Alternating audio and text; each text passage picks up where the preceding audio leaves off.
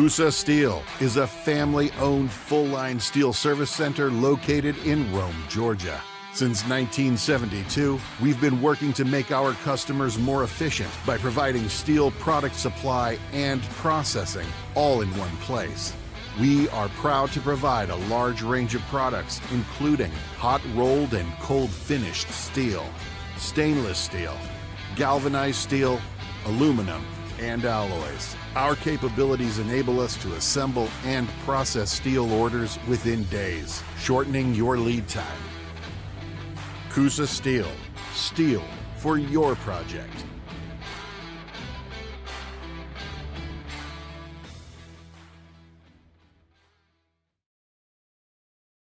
Shop for your next car, truck, or SUV at Riverside Auto Group. Check out riversideautogroup.com today to browse their selection or visit with them in person at Riverside Chevrolet GMC in Rome, Riverside Toyota in Rome, and the all-new Riverside GMC Cadillac in Cartersville. Locally owned and operated by the Welburn family since 1974. That's Riverside Auto Group. Visit riversideautogroup.com. At Rome Orthopedic Center, we salute students, freshmen and seniors, athletes and artists, first stringers and choral singers, band majors and game changers. We hope you never need orthopedic care, but if you do, choose the only practice in the Rome area solely dedicated to the orthopedic needs of the students and families in our community. Rome Orthopedic Center. To make an appointment, call 706-292-0040.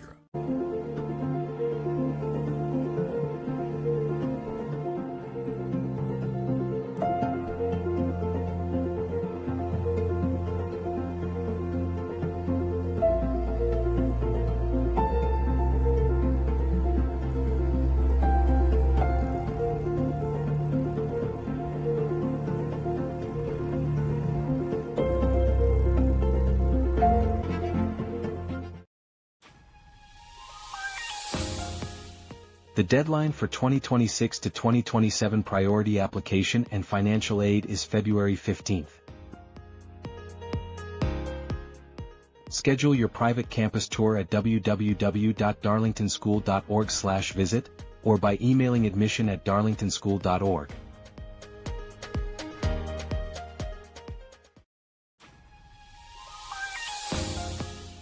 Mark your calendar for Alumni Weekend on October 24th through October 26th.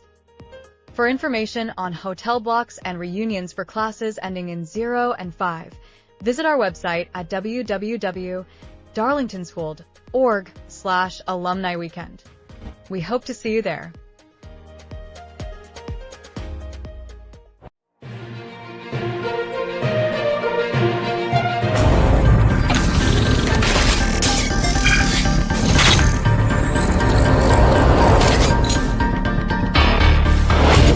For the Coach Groves Show, where we sit down with the head coach of the Darlington Tigers football team and talk about all things Darlington School football. Now we go live to Matt Davis and Ian Griffin, who are standing by with Coach Wayne Groves. Well, I guess if we want to get technical, we're sitting here rather than standing, but we are with Coach Groves, and this is the Coach Groves Show. We had a 1-week hiatus last week because of the bye week, but we're back. We're with the coach. We're talking some Tigers football, and we're getting ready for another Friday night. So how you doing, Coach? Good to see you, man. Doing well. It's a good week. Good to come off a bye week and gain some momentum working for Whitefield this week, but we're ready to go and ready to talk some Darlington Tigers football. Well, we're ready to get back to the regular routine. It felt a little weird last Wednesday not getting together and doing the show, so we're glad to be back. And we got a lot of ground to cover because, there was a 4 OT thriller victory that the Tigers picked up since we last talked. So I thought that'd be a good place for us to start, Coach. But obviously tons of obstacles to overcome. Fought tooth and nail, your guys did, to get the game last week. I know everybody was extremely exhausted at the end of the night. I saw you at the end of the night. I think at one point you mentioned you may just sleep at the stadium. It took a lot to get the job done, but you guys did. So just tell us what your message was to the team after the win. That was exciting. Yeah. Well, so, after the game and, one, I just told them, just how proud I was of the team, just how proud I was of their effort. It's just so many highs and lows in that game, so many ups and downs, had a couple opportunities to, kick a field goal, extra point to win it before we actually did. And, things didn't go our way at times. Things went our way at times, but I was just so proud of how our kids just stayed focused, and they just play with a never quit, never surrender, never back down mentality. And it's always, the next play or the next guy up. And, I was just so proud of them for that. And it's really inspiring to watch them play that hard and be that dedicated and just to keep coming and attacking folks and it ultimately come out with a win. Absolutely. Well, and I do want to say this, man, I'm going to pay you a compliment. I know you'll probably deflect it because you're a humble guy in that nature. But it's often said that a team takes on the personality of their coach, and you've been preaching that, just what you said, since day one. So I think that's where it starts. So you've done a great job, and it showed on Friday night. Well, all our coaches, we have that same philosophy, we have that same mentality, and so hopefully that's what you want your team to do, is to take the identity that the coaches present, and so we do that, and it makes me proud to see them play that hard. When I first got to Darlington, I talked about, what I envisioned, and we'll talk about that a little later on how to win games. But that was one of those that definitely did that.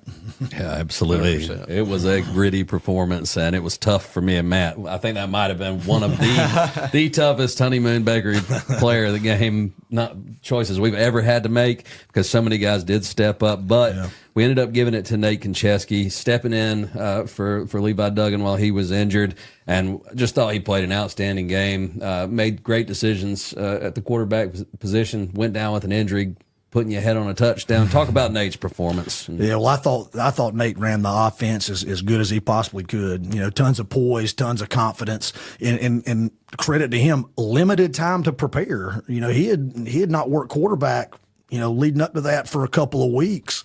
He hadn't worked quarterback at all, so he kind of got forced into a situation, and he stepped up and he did exactly what the team needed for him to do to win the game. And, just hats off to him. Hats off to our offensive staff too. Coach Loudermilk, Coach Reddish, Coach Abels, Coach Powers, Coach Privet. Those guys come up with a great game plan that help Nate be successful and use Nate's strengths to help the team. So, great job on the staff, great job for Nate, and then, whole team win, obviously. But, Nate being put in that situation, pretty special. Well, Coach, on that note, we want to give you an opportunity to brag on your guys, because obviously we talked about Nate being the player of the game presented by Honeymoon Bakery.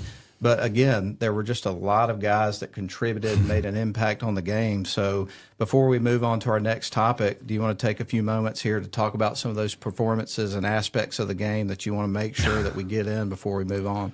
Well, I'll say just overall team. And, I told our coaches on Sunday meeting, I said, do you realize how significant of a win that is for us with the team that was out there?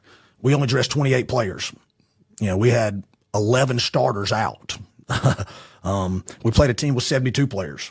We had 8 of our players play both ways. They played over 130 snaps. Originally only had one to two players that played both ways in just some of the time.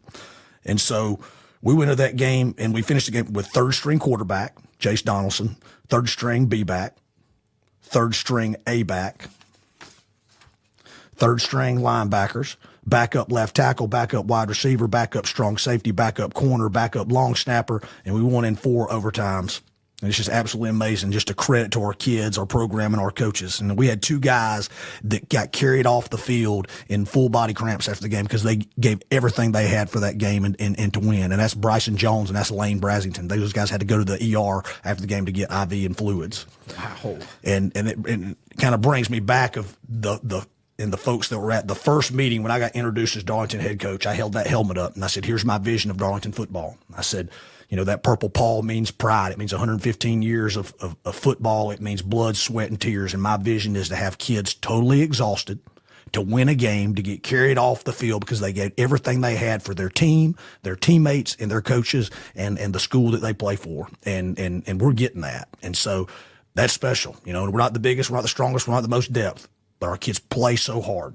And so that's a special thing. And as a coach, that's all you want. You want your kids to play hard. You want them to be bought into what you're doing. And, you got a chance every week if you can do that.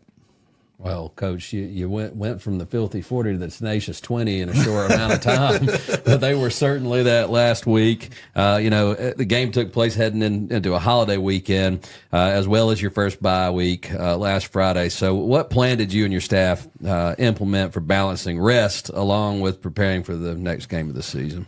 Well, on the schedule and the plan that I sent out to all the parents, I give them a calendar from April all the way to December of what we're doing with football. And so my philosophy has always been, we labor on Labor Day. We come in, we practice at 8:30, we have a quick practice, and we get out of there. I told the team after the game on Friday and, kind of surprised the coaches and I guess the parents, I told them those first 3 games were almost like 5 games for us. With a 4 overtime game, I mean, that's way long. And then having to go to Mount Vernon twice and play those guys.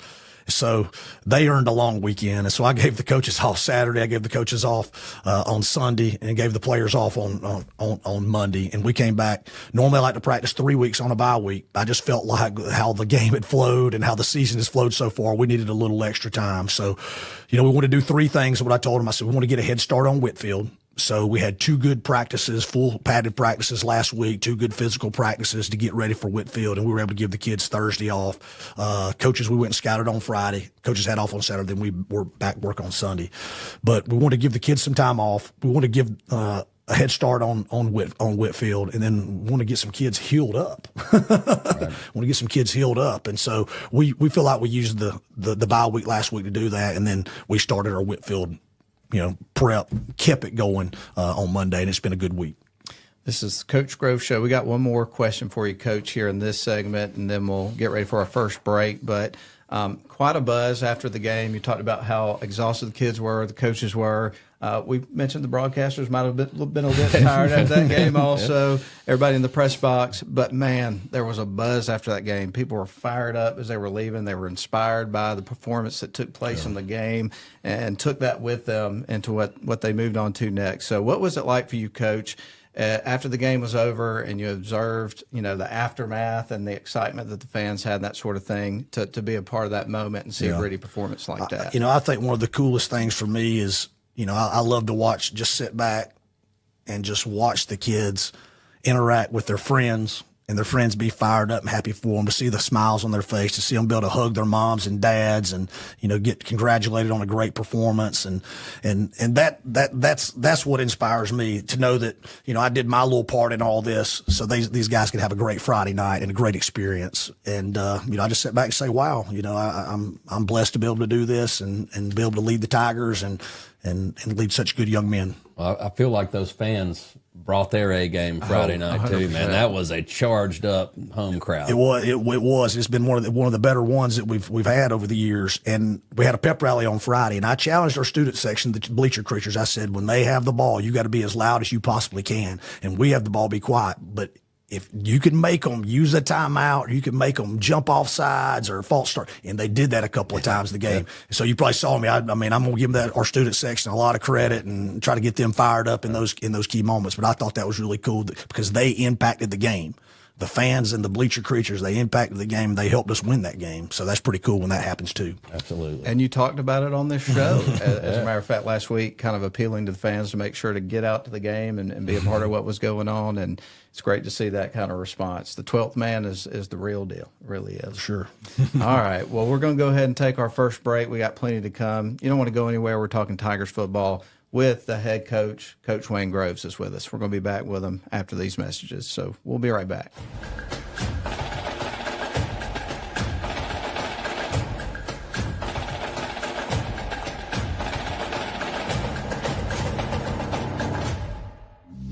Are you shopping for a new car, truck, or SUV? Riverside Auto Group has a location to meet your needs. Browse their selection online at riversideautogroup.com or visit with them in person at Riverside Chevrolet GMC in Rome, Riverside Toyota in Rome, Riverside Nissan in Rome, or Riverside GMC Cadillac in Cartersville. Locally owned and operated by the Welburn family since 1974. That's Riverside Auto Group.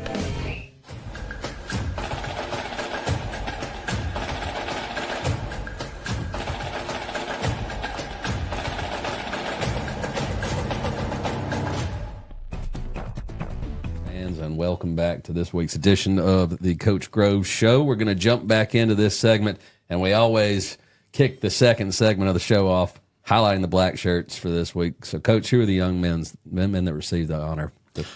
All right, on defense, he's kind of become our leader in the secondary, and he's a 2-year starter. And I thought last year he kind of cut his teeth and got a great taste of varsity football, but this year he is living and breathing it. And that's our free safety, Stuart Grigsby. He is basically our quarterback back there. We put a lot on him as far as making secondary checks and secondary coverage adjustments, and he's done a phenomenal job. And he played a really good ball game last week. So Stuart Grigsby gets the defensive black shirt.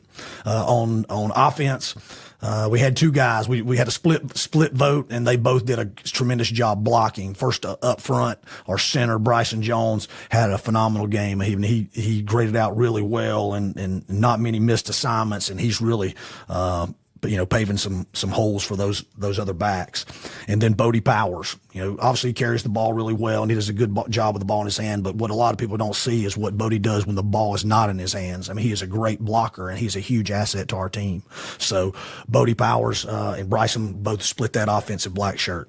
On special teams, a lot of crazy special teams play in that ball game, but key Jace Donaldson blocking the field goal, there in the overtime. So he gets the special teams black shirt for making that big play and that big contribution. And then simulation offense. It's a kid that's got this before, but he just keeps on working, and he's working his way onto the field, slowly and surely getting a little more playing time. But that's one of our DBs and wide receivers, Tristan Leeser. He got the simulation offense. He's out there busting his tail, and he's got a little more work this week on defense. So might see him out there contributing a little more on some special teams and defense. On simulation defense, my freshman defensive end, tight end, MJ Ralton. He's done a great job of getting over there. We never have to tell him to get in on simulation. If he's not in on offense, he gets in there and he contributes until it's time for him to come over on offense and get his reps at tight end or receiver. So for his efforts the last couple of weeks, MJ Ralton gets the simulation defense black shirt. Fantastic. Always a favorite part of the show for sure. And Coach, will just kind of roll into our next question here on the program. But this next game up at Whitefield Academy over in Mableton, Georgia, which is kind of over near the Six Flags area, I guess you would say. Final non-region matchup before you get to that second portion of the season. I know a lot of people like to break the season down into three parts. You got your non-region, you got your region, and then hopefully at the end of the year, you get to the playoffs, that sort of thing. That's everybody's goal. But this is the last game before you get into region play. So what are the areas of improvement that you have most on your radar, most dialed in? Obviously, you want to get some guys back healthy, those sorts of things. But what's the focus right now going into this game in terms of just getting better and moving forward as a program? Yeah. Well, one, we're trying to get healthy. We got 11 starters out right now, so that's number one. Two, we want to practice well to get our kids ready, but we can't do crazy stuff. We have to be smart about how we do. And we always have smart practices. We don't get kids hurt at practice. Next is, we want to make sure that, we're continuing making special teams a priority. We've had some new kids, cause it's been a revolving door on some of those special teams. We've had to take a few days just to work on that, to make sure they know the responsibilities and assignments. And then, we got to get better on defense in the form of, defending screens. We do drills I call Space Jam. We work on coverages, we work on fitting screens, leveraging the ball and all that. And 3 touchdowns against Ridgeland came off of not fitting screens right, and not space jamming like I teach, or missed tackles. And so that's been a priority. We got to get better at defending screens. And so those 3 things are what we've been working on. I got a follow-up question to that I was just thinking about that as you described, the situation in terms of getting guys back healthy. Obviously, we've had a few guys have been out for a few weeks, and you'll see them out there during warm-ups and stuff like that, kind of rooting guys on and kind of helping out and pitching in. What does that situation look like when you've got guys that can't play necessarily, but get in there and contribute in other ways? Yeah, and we talked to the guys about that. You may not be able to be on the field, but you can contribute and you can get this team going in other ways. You can be the best teammate, motivator, encourager. If someone messes something up and they come off the field and maybe coach gets onto them, go put your arm around them. Say, hey, you got this. Encourage. You could be the best cheerleader on the sideline. You can be the rah-rah guy. You can get the energy levels up. So that's what we try to preach to those guys. Even if they're not in there, they can still affect the game in different ways, and it could be through leadership and motivation. So they're doing a great job of that. Well, Coach, anyone that was at the Lakeside a few weeks ago got to experience for themselves the level of fight and grit this Tiger squad has. If you were to describe this team to someone who has not seen them, what would you tell them? Well, I hope they would see that, our kids play with, what I talk about, the never quit, never back down, never surrender mentality. And for me, that's what that Jolly Roger flag, that's what that black skull and crossbone flag represents to us and the team. And we talk about it all the time. It means we're an attack football team. Okay. We want to play with all gas, no break mentality. No matter what happens, the most important play is the next one. We're an option football team. We're a run first team. So we want to be physical. We want to make teams uncomfortable with how physical we play.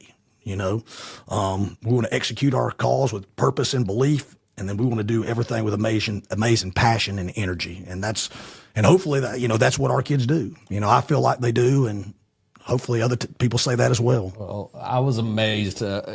You couldn't have more emotional highs and lows in one football game than you had against Ridgeland.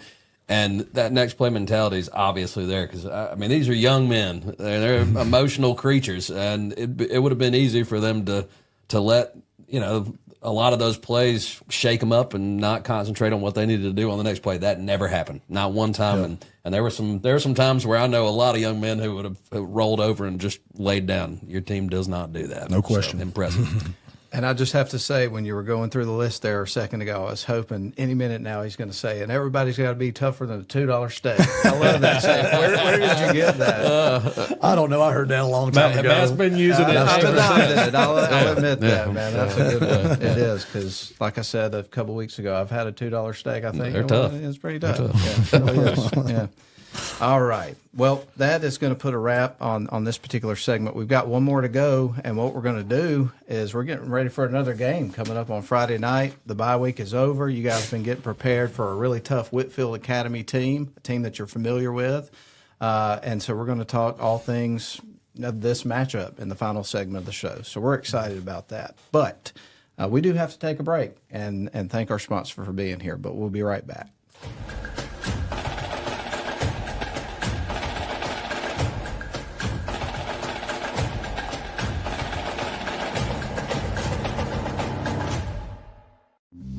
Are you shopping for a new car, truck, or SUV? Riverside Auto Group has a location to meet your needs. Browse their selection online at riversideautogroup.com or visit with them in person at Riverside Chevrolet GMC in Rome, Riverside Toyota in Rome, Riverside Nissan in Rome, or Riverside GMC Cadillac in Cartersville. Locally owned and operated by the Welburn family since 1974. That's Riverside Auto Group.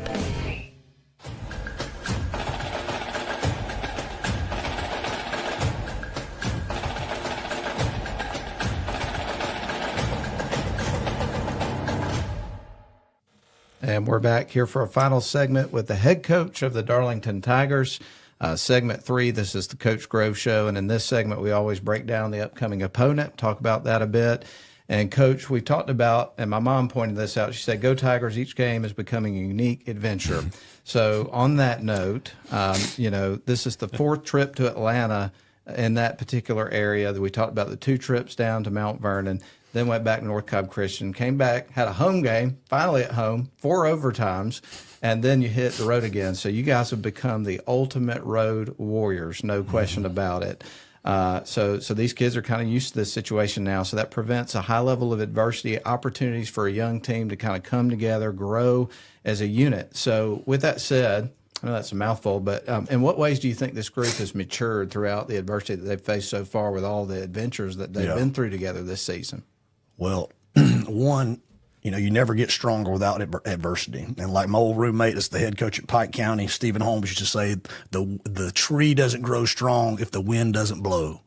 And so we welcome that. And hopefully we're going to get some guys healed up. But what that's done is it allows some opportunities for some young guys to step up and get, varsity experience they wouldn't normally get. They get extra practice reps that they wouldn't normally get.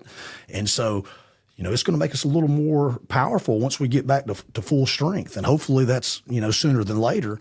But we want to be playing our best football once playoff time hits. And so that's the goal. I think that the adversity is definitely has been it's a negative, but also you turn it and make it a positive. And I think that's the positive of everything. So we're just going to keep it moving forward. Again, next man up and use it as an opportunity to grow. Well, Coach, this is the third installment in the series between the Tigers and Wolfpack in as many seasons. So there's a lot of familiarity here. You got the best of them last year. They've been a playoff team the last 8 seasons. So this is a really good program that you know a lot about. What do you think their main strengths are this season? Yeah, well, one, they're well coached and they have a deep roster. They have 66 players on their team. They're very solid. They remind me a lot of North Cobb Christian. Georgia High School Sports has Whitefield ranked, I think, number 6 in the state. So again, it gives us an opportunity to go on the road and compete and try to get some respect and be the top 10 team. And so that's kind of been our focus. That's what we've been trying to do. But it's going to be a tough task. They're a good football team. On offense, they've got a really good run game. They're about 64%, run, about 36%. 36% pass. They're 20 personnel, 10 personnel on offense. So you'll see, inside zone, stretch zone is their main play, followed by counter. They do a really good job with screen games, and they're really good with their quick passing game to get the ball out. On defense, you're going to see them in a 3-3 stack defense. Sometimes they'll get in a tight alignment, sometimes wide alignment. They play a lot of cover 3 and sometimes some 2 high. And then you get inside the 20 on them, they'll get to a kind of a 4-2 cover 3 look or cover 0, and then you'll get some blitz. So, they're a solid team. They're a solid opponent, and, we look forward to the challenge. Absolutely. And, of course, one of the things that we always talk about in this particular segment, you kind of mentioned some of their strengths in your previous statement there, but let's talk about some of their guys. Obviously, I was looking at the roster earlier this week, and there were some familiar names from last year's team, so they got some experience. So tell us about some of their dudes. Yeah, I'm really familiar with this team just because a lot of these guys we've played them for 3 years in a row now. So the guy that stands out on film one is the running back number 0, Mason Hollenshed. He's been a 3-year starter for him. He's senior, 6 foot, 190 pounds. He's one of the top running backs in the state right now. Quarterback Landon Ryan, again 3-year starter. He's a junior, 5'10", 180 pounds. Wide receiver number 2. He's the playmaker they try to get the ball to. That's Parker Shim. He's a senior, 5'9", 170 pounds. He is very dangerous with the ball in his hands. Best O-lineman, number 71, Josh Ellis. He's 5'10", 270 pounds. He's a senior. And then they have a good tight end, H-back, number 11, Luke Linder. He's 6'3", 220. On the defensive side of the ball, in that 3-3 stack defense, their right side end, number 53, William Dukes. He's a senior, 6'2", 215. He's the best one up front. Number 32, their linebacker, will linebacker Thomas Dickey, 6'1", 215 junior. And then their best DB is number 5, senior John Durden, 5'10", 165 pounds. Excellent. I remember a lot of these names. Oh, from the last few seasons for sure. So this is the roster. I was like, hey, I recognize these. Yeah, I'm sure they look at our roster and see the same thing. There's a bunch of kids that have played for 3 years. We look at theirs, same thing. These kids are very familiar with each other. A lot of them know each other. So it'll be a good contest. Smaller world this day too. I'm sure they can communicate with each other a little easier too. We shouldn't be doing the Tigers shouldn't be doing that. We should just be focused on us. Right. I'm sure some of that happens from time to time. Yeah. Well, Coach, you got your work cut out for you against the top 10 team. What are the keys to leaving Mableton as the victors on Friday night? Well, we want to control the tempo of the football game with our offense. Number 1. 2, I expect us to win the hitting game. 3, we got to take care of the football, and then 4, we want to make big plays on special teams and if we do that, we'll have a good Friday night. Awesome, man. Well, last but not least, unless Matt, you got something I did want to interject here because we're live on a Wednesday. You may be watching this by the time the game kicks off on Friday. It's too late. But, last week you appealed to the fans to come to the home game. Mm-hmm. You need them on the road, right? Oh, 100%. The boys are going to feed off fans in the stands, and I know we have the live stream and all that, and that's great. But there's nothing like being there and supporting the team, being a factor in the ball game, and just letting the boys feed off of your energy in the stands, and it'll get them to play harder and longer and faster and all that good stuff. So we need you there. If you could possibly be there at 7:30 on Friday. Not a bad drive. Not at all. Not at all. Just go to Rockmart. You'll miss all the Atlanta traffic. Come up through there and be in Mableton in no time. Plenty of good places to stop and grab a bite to eat on the way too. Yep. Make a night of it. And when they get there, when the fans show up on Friday night, How are the Tigers going to be dressed, man? I got to know. All right, we're going to go white tops this week. We're going purple pants. It was good to us, at Mount Vernon, so we're going to keep that and roll with that this week. Heck yeah. Sounds It's gonna be great. a great Friday night. Well, this has been the Coach Grove Show. Any final comments that you'd like to offer the viewers today?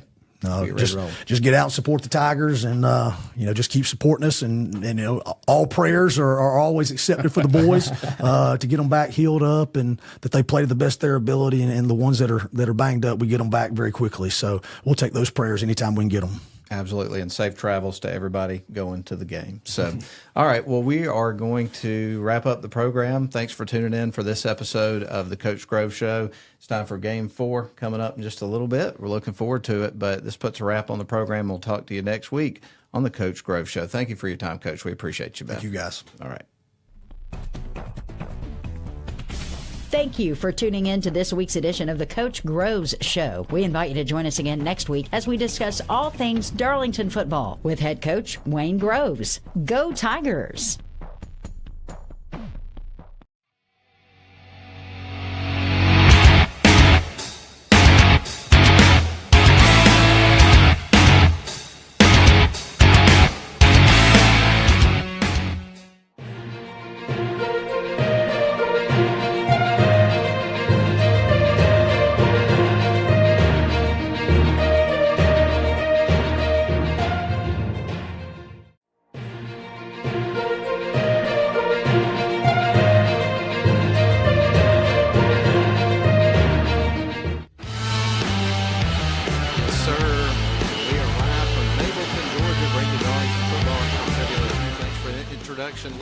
Back in Command Central tonight at WLAQ, Footham and Alto, and we're getting ready for some Tigers football. Had a bye week last week. The Tigers get back into action tonight against the Whitefield Academy Wolfpack. And Ian, a great backdrop for a football game tonight. Not many clouds in the sky, if any at all, and the sun is starting to go down. When we got here, we were probably about 90 degrees setting things up. The temperature's already dropped about 7 degrees down to 83. By the time the evening's over, we're going to be in the low 70s. It's starting to feel like football weather now for sure. It sure is. The sun just settled behind the pines on the home side of the stadium, and we're settling in for a great night of football, and the weather is going to be perfect. A great night for Tigers football, no question about it. And this is Game 4 of the season. And one of the significant things about this particular matchup tonight is this is the last non-region tilt the Tigers will have before they enter region play coming up at Chris Hunter Stadium next week against Haralson County. So this is the last opportunity you've got. I wouldn't call it a tune-up game with the power rankings and things of that nature, but obviously the region matters to teams still, even with that situation. So call it whatever you want to, but it's another big game en route to region play coming up next week. That's right. And these Darlington Tigers have been road warriors this first half of the season. We're really familiar with the greater Atlanta area as we settle into this third road trip.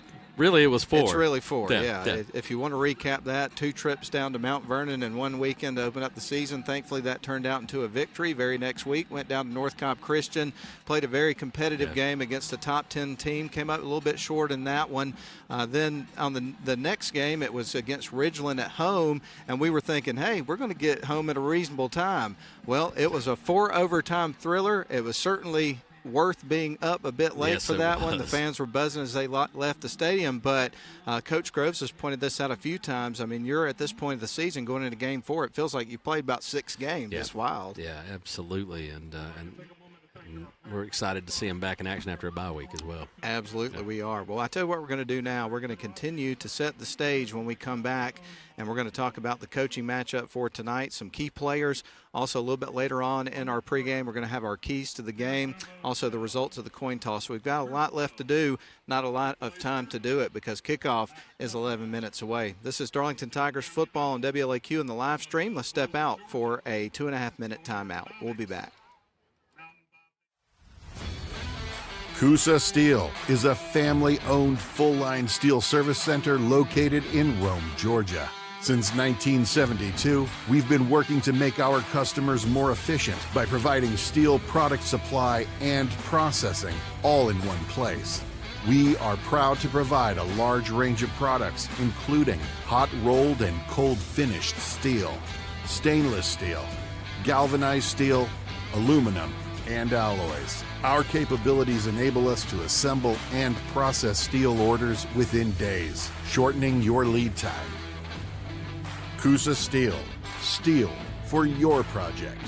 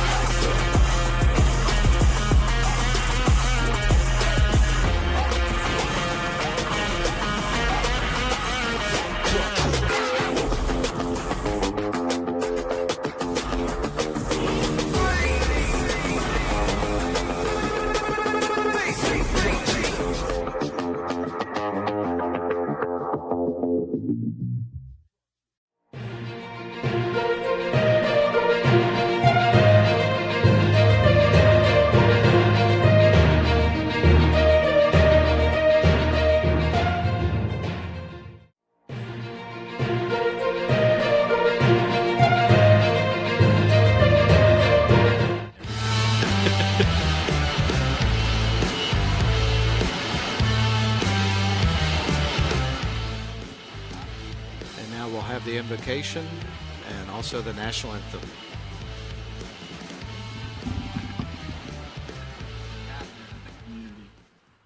You are merciful, Lord.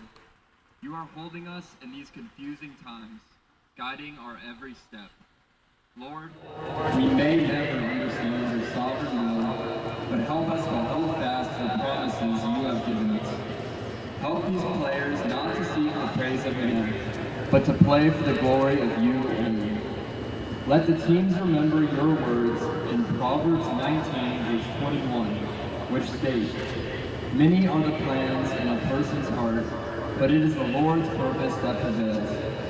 Let us not just remember these words, but live through and seek comfort in them each and every day. Continue speaking to us and grow this community into one seeking to pursue you in all things.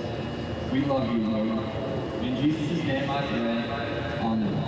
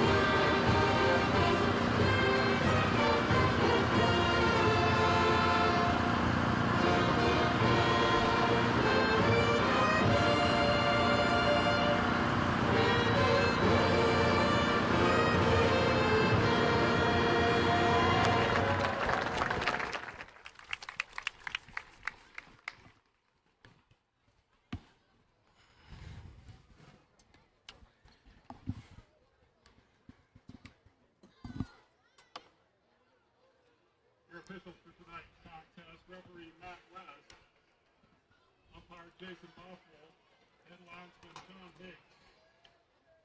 Side judge Dave Clements. Side judge.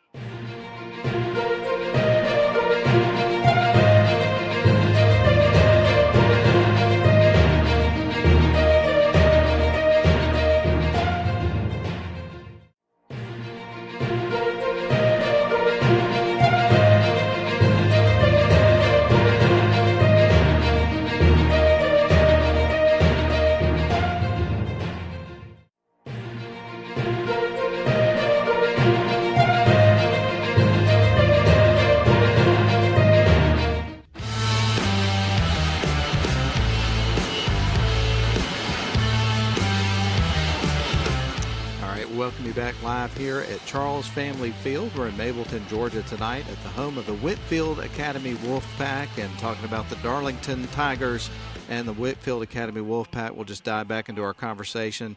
And Ian, Darlington's 2-1 on the season, a hard-fought 2-1. Meanwhile, Whitefield Academy also a 2-1 team. We're going to talk about the coaching matchup tonight, and we'll continue to tell you more about these two teams as we go along throughout our pregame. But let's talk about the coaches. We'll start with Coach Wayne Groves, head coach of the Darlington Tigers. That's right. Coach Groves is in his third season as head coach of the Tigers. He's 13-12 over that time with 2 playoff appearances as head coach. He was the former defensive coordinator for John Reed at Rome High School. 3 times during his tenure there, Groves led the #1 defense in the state. Prior to his work at Rome, he was defensive coordinator at Valdosta, a powerhouse program in the state, no doubt about it, where his 2014 defensive unit was ranked #1 in their classification in points allowed. So his defensive acumen got him the job here at Darlington.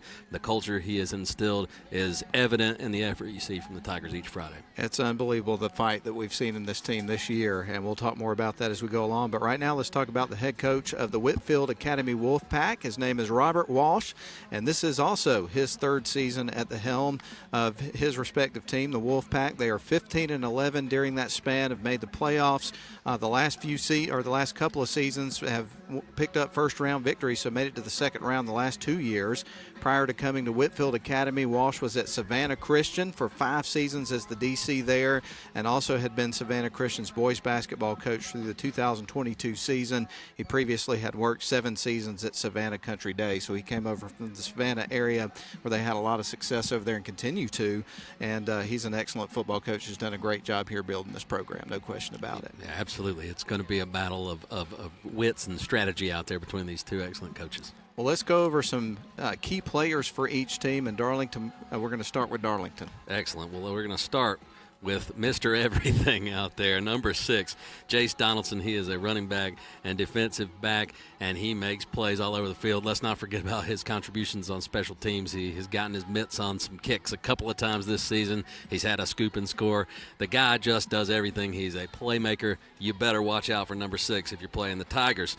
Moving on to our next standout player, young guy, sophomore, back in the lineup this week after missing a game with an injury. Levi Duggan is back at the quarterback position.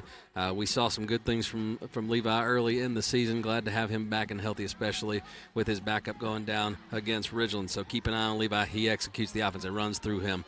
Gutsy young man. And then we're going to move on to our last of our featured players. Here's number 52, Evan Parton. He's a tackling machine. I mean, it's rare that you see somebody go to the turf where he's not either the lead tackler or coming in with the assist. He's a key player on this Darlington defense, and he's going to need to play lights out tonight. Now moving to the other side, the home team tonight, the Whitefield Academy Wolfpack, and we'll talk about number 0. And these are going to be a lot of familiar names for Tiger fans as they have faced this team over the last few seasons. And these guys have been here for all 3, so you've got a lot of experience on both teams here.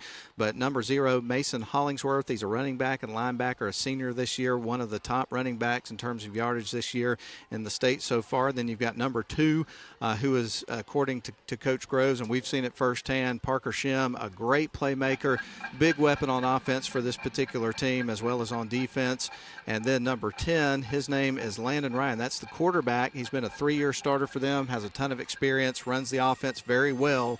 And so this is a well-oiled machine with this football team, and those are a few guys out of many that really contribute to this team and their success. That's right. And don't forget, last year the Tigers got them by 7, so they'll be extra motivated, much like the Tigers were last year when they lost here in the first round of the playoffs. So these two teams have a lot of guys who are very familiar with each other, and that's going to bring a little extra mustard to what we see on the field tonight. Tigers have made their way out onto the playing surface, and the captains are going to be making their way onto the field as we speak. You got Miles Twyman, who is still not able to play here tonight, but hopefully he'll be back soon. He's one of the captains, and as well as number 55, Bryson Jones, and then number 6, you talked about him quite a bit, Jace Donaldson. Very, very big contributors to the team there for the Darlington Tigers, those 3 gentlemen. Now, meanwhile, for the home team tonight, you're going to have number 0. We already talked about him, Mason Hollingsworth. Number 58, that is Jamison White. Number 10, that is Landon Ryan, their quarterback. And number 1, Cole Rabelias. And that is the captains for tonight. I know I butchered that last name. I should have brushed up on that a little bit before I said it. We'll see if we can get it dialed in as we go along throughout the broadcast. But nonetheless, we're getting ready for the coin toss here at Mableton, Georgia, and Charles Field. We're about 2.5 minutes away from the kickoff. So let's take one more break. Messages. Shop for your next car, truck, or SUV at Riverside Auto Group. Check out riversideautogroup.com today to browse their selection or visit with them in person at Riverside Chevrolet GMC in Rome, Riverside Toyota in Rome, and the all-new Riverside GMC Cadillac in Cartersville. Locally owned and operated by the Welburn family since 1974. That's Riverside Auto Group. Visit riversideautogroup.com.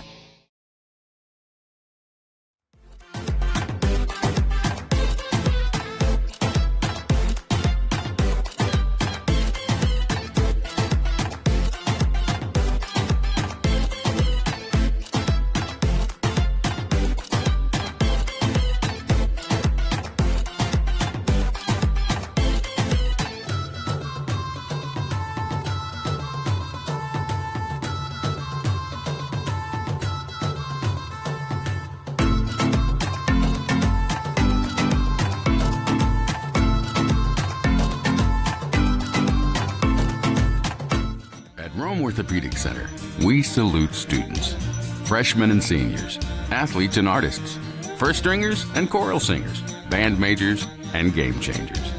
We hope you never need orthopedic care, but if you do, choose the only practice in the Rome area solely dedicated to the orthopedic needs of the students and families in our community. Rome Orthopedic Center. To make an appointment, call 706-292-0040.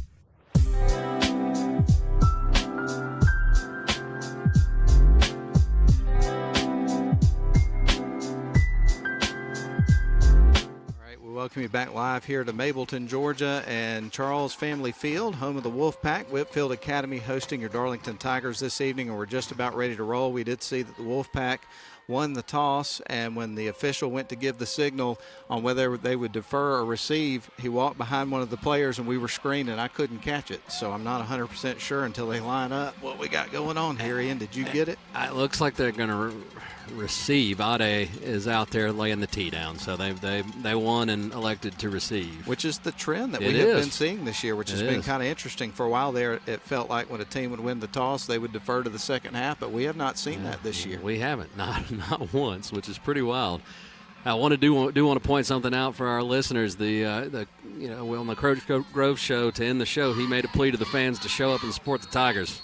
Heck of a Darlington contingency here tonight. You're not kidding. They listen. They are definitely here in droves. And here is the kick from Ade Desalu. It's on its way. End over end. Fairly short kick. Drops in at the 20. They're going to bring it out. And with the football is going to be Parker Shim, their player maker that you heard a lot about from Coach Groves in the Coach Grove show tonight. And he gets it out across the 25, and they'll start at about the 26, I think. And that was Mike Barron with a really great heat-seeking tackle there. We've heard a lot about Mike and his contributions on the scout team and his special teams from Coach Groves, and he made a heck of a play there to start the game. So just underway here in Mableton, Georgia, and I understand that we've had a technical difficulty of some sort where you could hear us during the commercial break. So hopefully we were behaving ourselves? Using our manners there. We usually do, but you always wonder if you got a hot mic and you didn't know it. Here comes the snap from the shotgun, and they're going to give it to Hollingsworth. Runs off to the right side, stays up, and he's going to get them about 8 yards there on that first play, it looked like. Yeah, Hollingsworth there was greeted really close to the line of scrimmage, but he really, I mean, he's a strong guy. Tall for a running back, and he got his legs behind him and got a good push, dragging some Darlington players there for the first down yardage. Got just beyond the 35. There's the snap. That was good enough for a first down. Going to run it to the near side this time and maybe get a yard or two. The defense was ready for that one. I guess who on the tackle? Evan Pardon. We talked about him in the pregame. It didn't take him long to make an impact. That was a really nice tackle. Another carry there for Hollingsworth. That one got him to the 37. Pistol formation. There's the snap. They're going to fling it to the right side, running out to the right, and now he's streaking down the sidelines. That's going to be Cole, and he is going to be hauled out of bounds after a massive play. Yeah, that's just a quick little screen pass out there to the side. A swing pass, pardon me, and Rebelias was untouched until about the Darlington 37-yard line where he went out of bounds. So they're going to line this up at the 40 on the other side of the field. So now Whitefield Academy is in Tiger territory. Actually, as you said, is the 37-yard line, rather. Shotgun formation for this play. There's the snap. Quarterback's going to hand it off, run it to the near side. Stutter steps, stays up, gets down to about the 30-yard line. So he picked up about 5 yards, Hollingsworth did.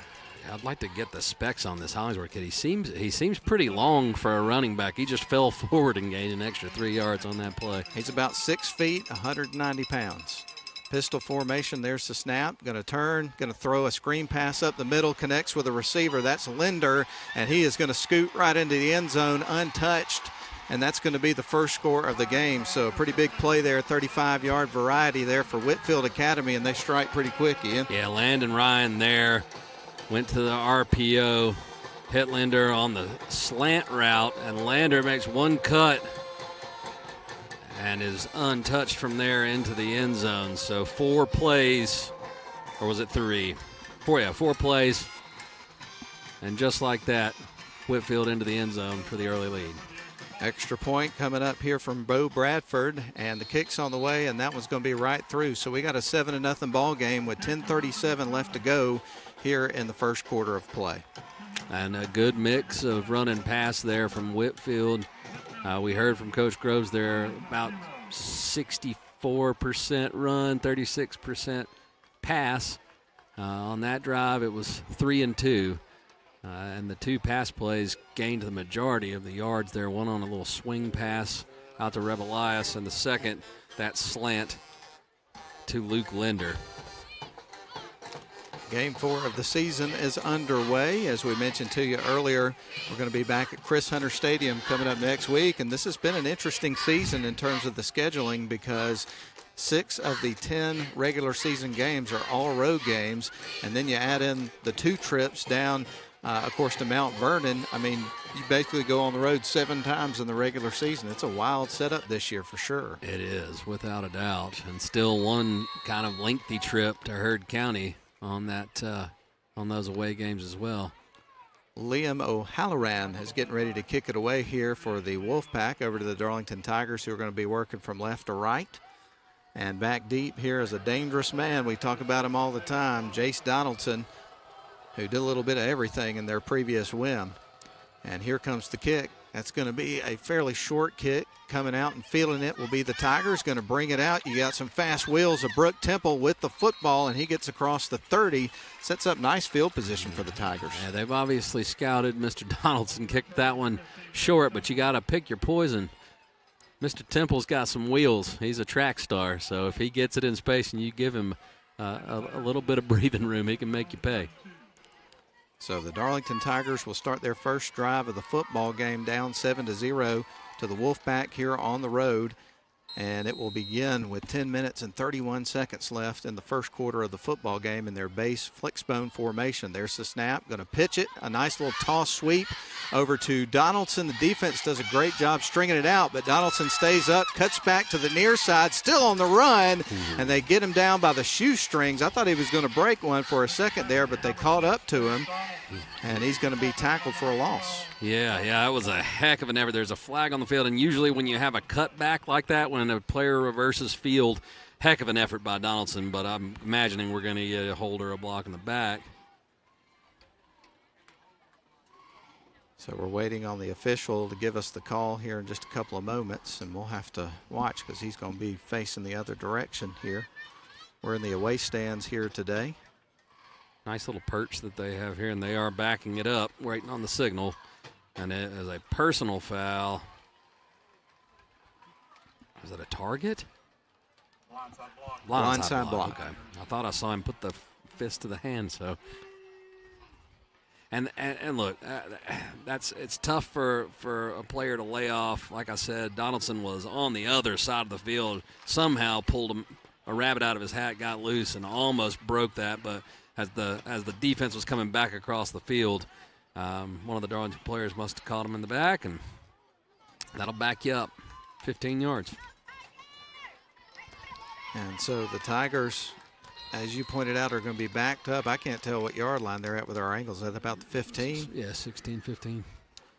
There's the snap. Going to run it towards the near side, and he is going to be brought down behind the line of scrimmage, I believe.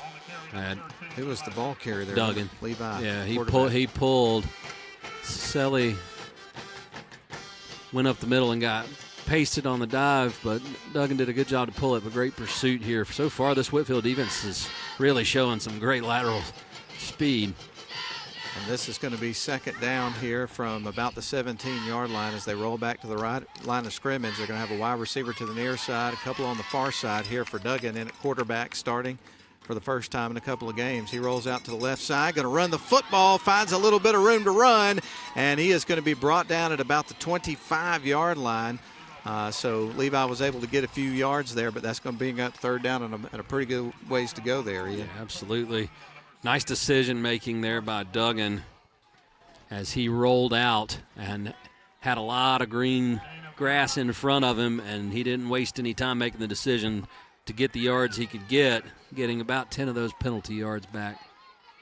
So that's going to roll the line of scrimmage up to about the 25-yard line, and it's going to bring up third down here for the Tigers. They've got some ground to cover here still to move the chains. Going to send two wide receivers to the near side, one on the far side. Duggan is under center, ready to take the snap.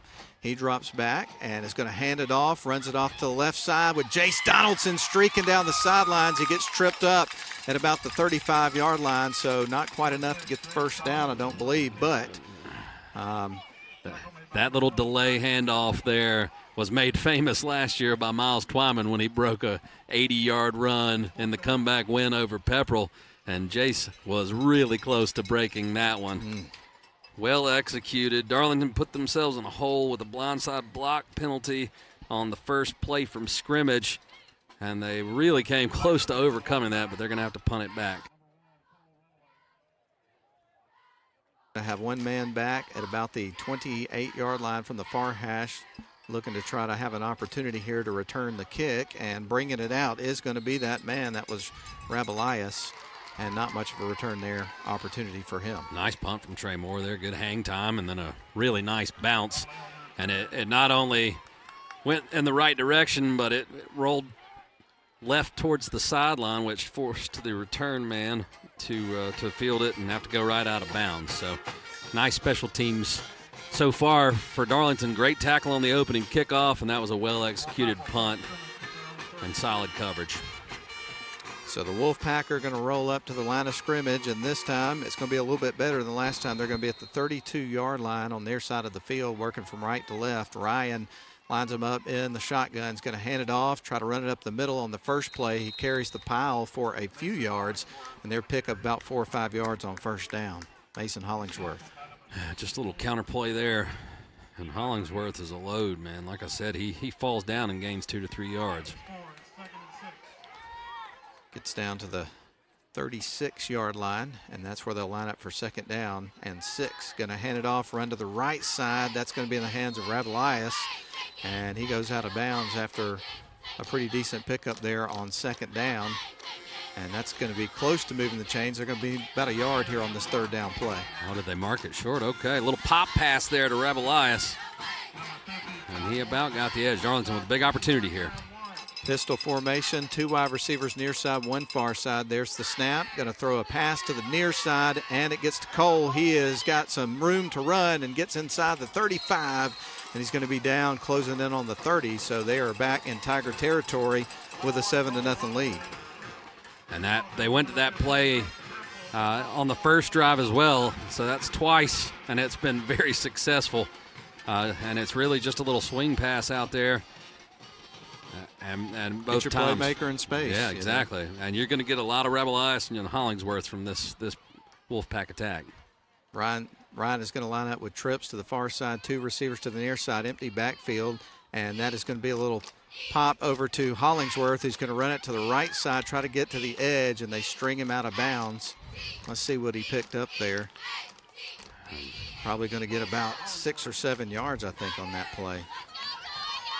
We're kind of low to the field, and so it's one of those situations where we have kind of weird angles to try to figure out where they are. But nonetheless, pistol formation, there's the snap. Going to give it to Hollingsworth, goes around to the right side, gets a good block, gets the first down, and moves the chains, and they've got the ball heading into the red zone there.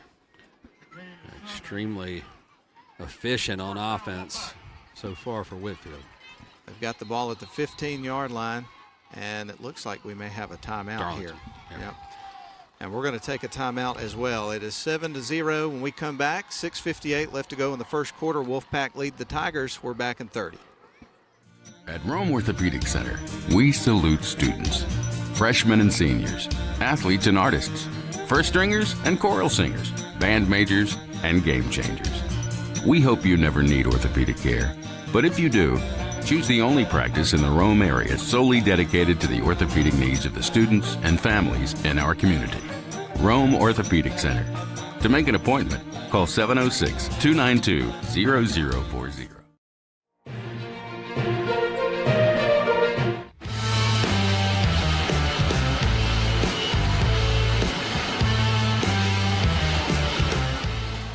Quick Braves update for you before we resume play here in Mapleton at the home of the Whitefield Academy Wolfpack. Darlington Tigers and the Wolfpack going head-to-head. We'll talk about that Braves update in a moment. We're back in action now, and we got a flag right out of the gate there. Yeah, they went with a hard count there, and about 3 or 4 of the Tigers jumped at the clap into that neutral zone, so that'll be 5 yards closer to the end zone for the Wolfpack.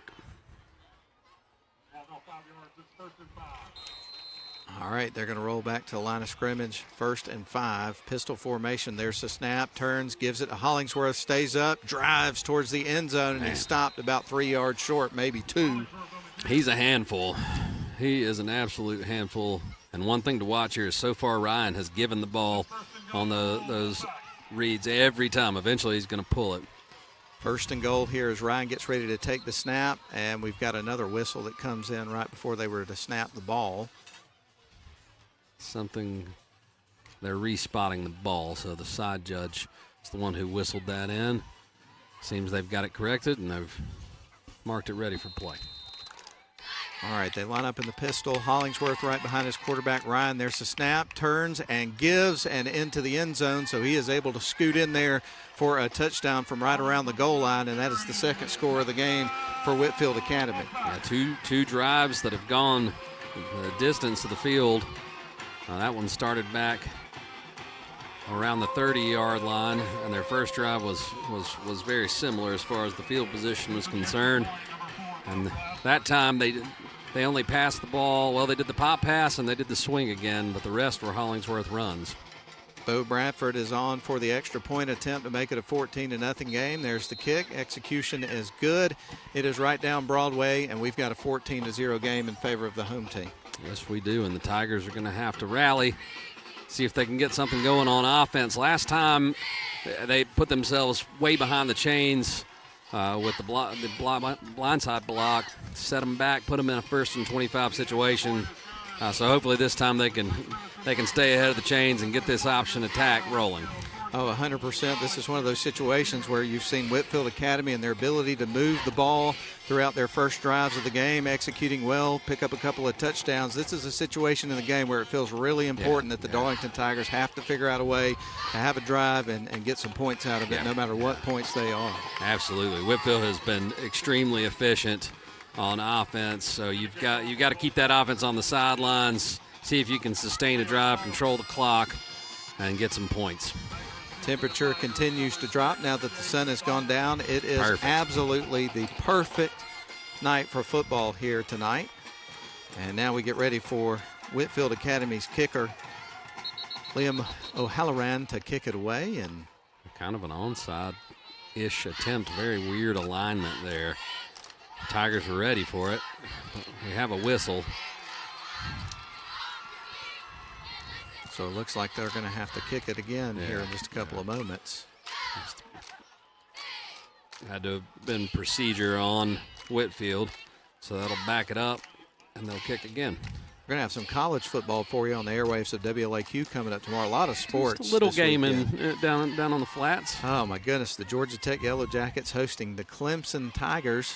And pregame for that starts at 10 a.m., 12 o'clock. It'll be a noon kickoff for you on WLAQ if you'd like to listen to the call from Andy Demetra, which I highly recommend. He does a fantastic job. Yeah, he's a lot of fun. That's one thing Tech has done a tremendous job of over the years, is having unbelievable broadcasters. I grew up listening to Al Serraldo, and he was one of my favorites.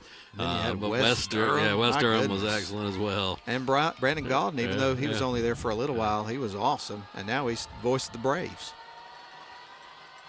All right, here comes the kick. And that one's going to be end over end, and it'll drop in. Temple tries to field it, gets behind him, picks it back up, goes towards the near side, takes a heavy hit at about the 20-yard line, knocked out of bounds. And as I said on the first kickoff, I think they scouted Jace's ability in the return game. They're staying away from him, and I can't blame them.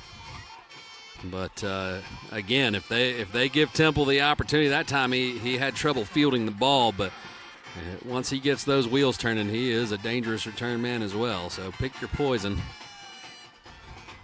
So the Darlington Tigers' second drive of the game is going to begin with 6:08 remaining here in the first quarter of the ball game, down by 2 scores, 14-0 here in Mableton, Georgia. They're going to line up with everybody in tight here from their flexbone formation. Man motions and is going to take the toss sweep. That's Jace Donaldson trying to get that young man in space, get those wheels turning. That was a positive play. Absolutely. Gets across the 30, and so he almost got 10 yards there. Maybe he got the first down. Got it. Yeah, they're moving the chains. So Darlington picks up their first down of the night. And that was on the toss play to Jace Donaldson. And so the Tigers' line of scrimmage now is going to be at the 31-yard line on their side of the field as they try to answer here. Officials timeout here.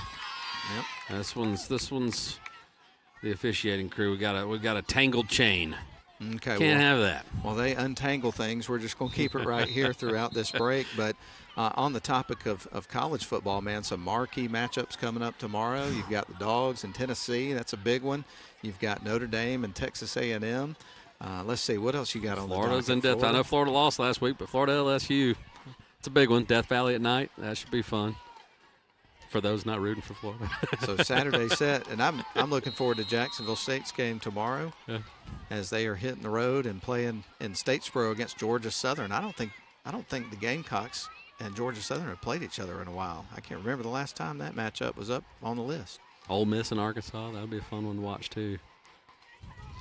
Everybody in tight here for this formation after the Tigers picked up a first down on the first play of the drive. There's the snap. Levi Duggan is going to pitch it again to Jace Donaldson. Now he's streaking down the sidelines out to about the 50 before they haul him out of bounds. They're getting him going. Yeah, nice job there by Levi Duggan on that play as he pulled and made the pitch right on time. Donaldson finds the crease, and just about every time he touches the ball, there's a chance he can house it. He was close on that one. Got to the 47-yard line, so 2 Jace Donaldson toss sweep plays in a row have yielded first downs, the 2 first downs of the game here for the Darlington Tigers. And they're going to send a wide receiver to the near side, and the one on the near side is going to be Ethan Height. On the far side, you're going to have Moore. And Levi Duggan is under center, back in the lineup tonight after a 2-week hiatus. Going to have fake the handoff quarterback. Oh, that ball got behind him. It looked like he was going to pitch it, and then he lost control of the ball, and it goes out of bounds. I think he was making the pitch as he was hit, and it sent the ball back behind the line of scrimmage. I'm watching it here. He pulls, and he was going to make the pitch and got hit, and it went out of bounds by a loss of 8 there. And Duggan, he had some broken fingers, so it's caused him to kind of adjust the way he makes the pitch as well. But that time, a little difficulty on the exchange, and Tigers are fortunate that they held on to it. And that drops them back to the 39-yard line, so that was a pretty big loss there on the play. They'll see if they can recover those yards here on the next couple of plays. But it's going to be 2nd down and a mile. Going to have 2 wide receivers to the near side this time, so a little bit different look here from the Tigers. Lining up those receivers on the same side. They're going to go the opposite way. Again, an adventure there as the ball came loose as he was trying to deliver it to Jace Donaldson, and thankfully Jace was able to follow on it, but another loss on that play sets them with their backs up against the wall for 3rd down. Yeah, 2 consecutive plays now where the pitch has been affected as Duggan was trying to make it, and that time they were even luckier because there were several Wolfpack defenders in pursuit of that loose ball. So the Tigers had gotten all the way to the 47-yard line, almost midfield, but 2 plays for a loss drops them back to the 30-yard line here for 3rd down. And again, they got a lot of ground to cover to get all the way to the other side of the field at about the 43-yard line to get a 1st down and keep the drive going. They're going to send 2 wide receivers to the near side. Duggan is under center, getting ready to take the snap. He drops back, looking to throw, eyes downfield, puts the ball in the air, connects with Jace Donaldson, and he's going to be brought down at about the 42-yard line. So well short of the 1st down, still needs about, 13, 14 yards. And that brings up 4th down. That was an absolute rocket as Duggan rolled out to his right, set his feet, and put a laser right in Donaldson's hands. But again, Matt, it was underneath the marker, and now it's decision time. Oh, this is huge. Ooh. This is huge. So we get a roughing the passer there, and that's an automatic 1st down, is it not? Yep, absolutely. So they'll march that penalty yardage off from the end of the play.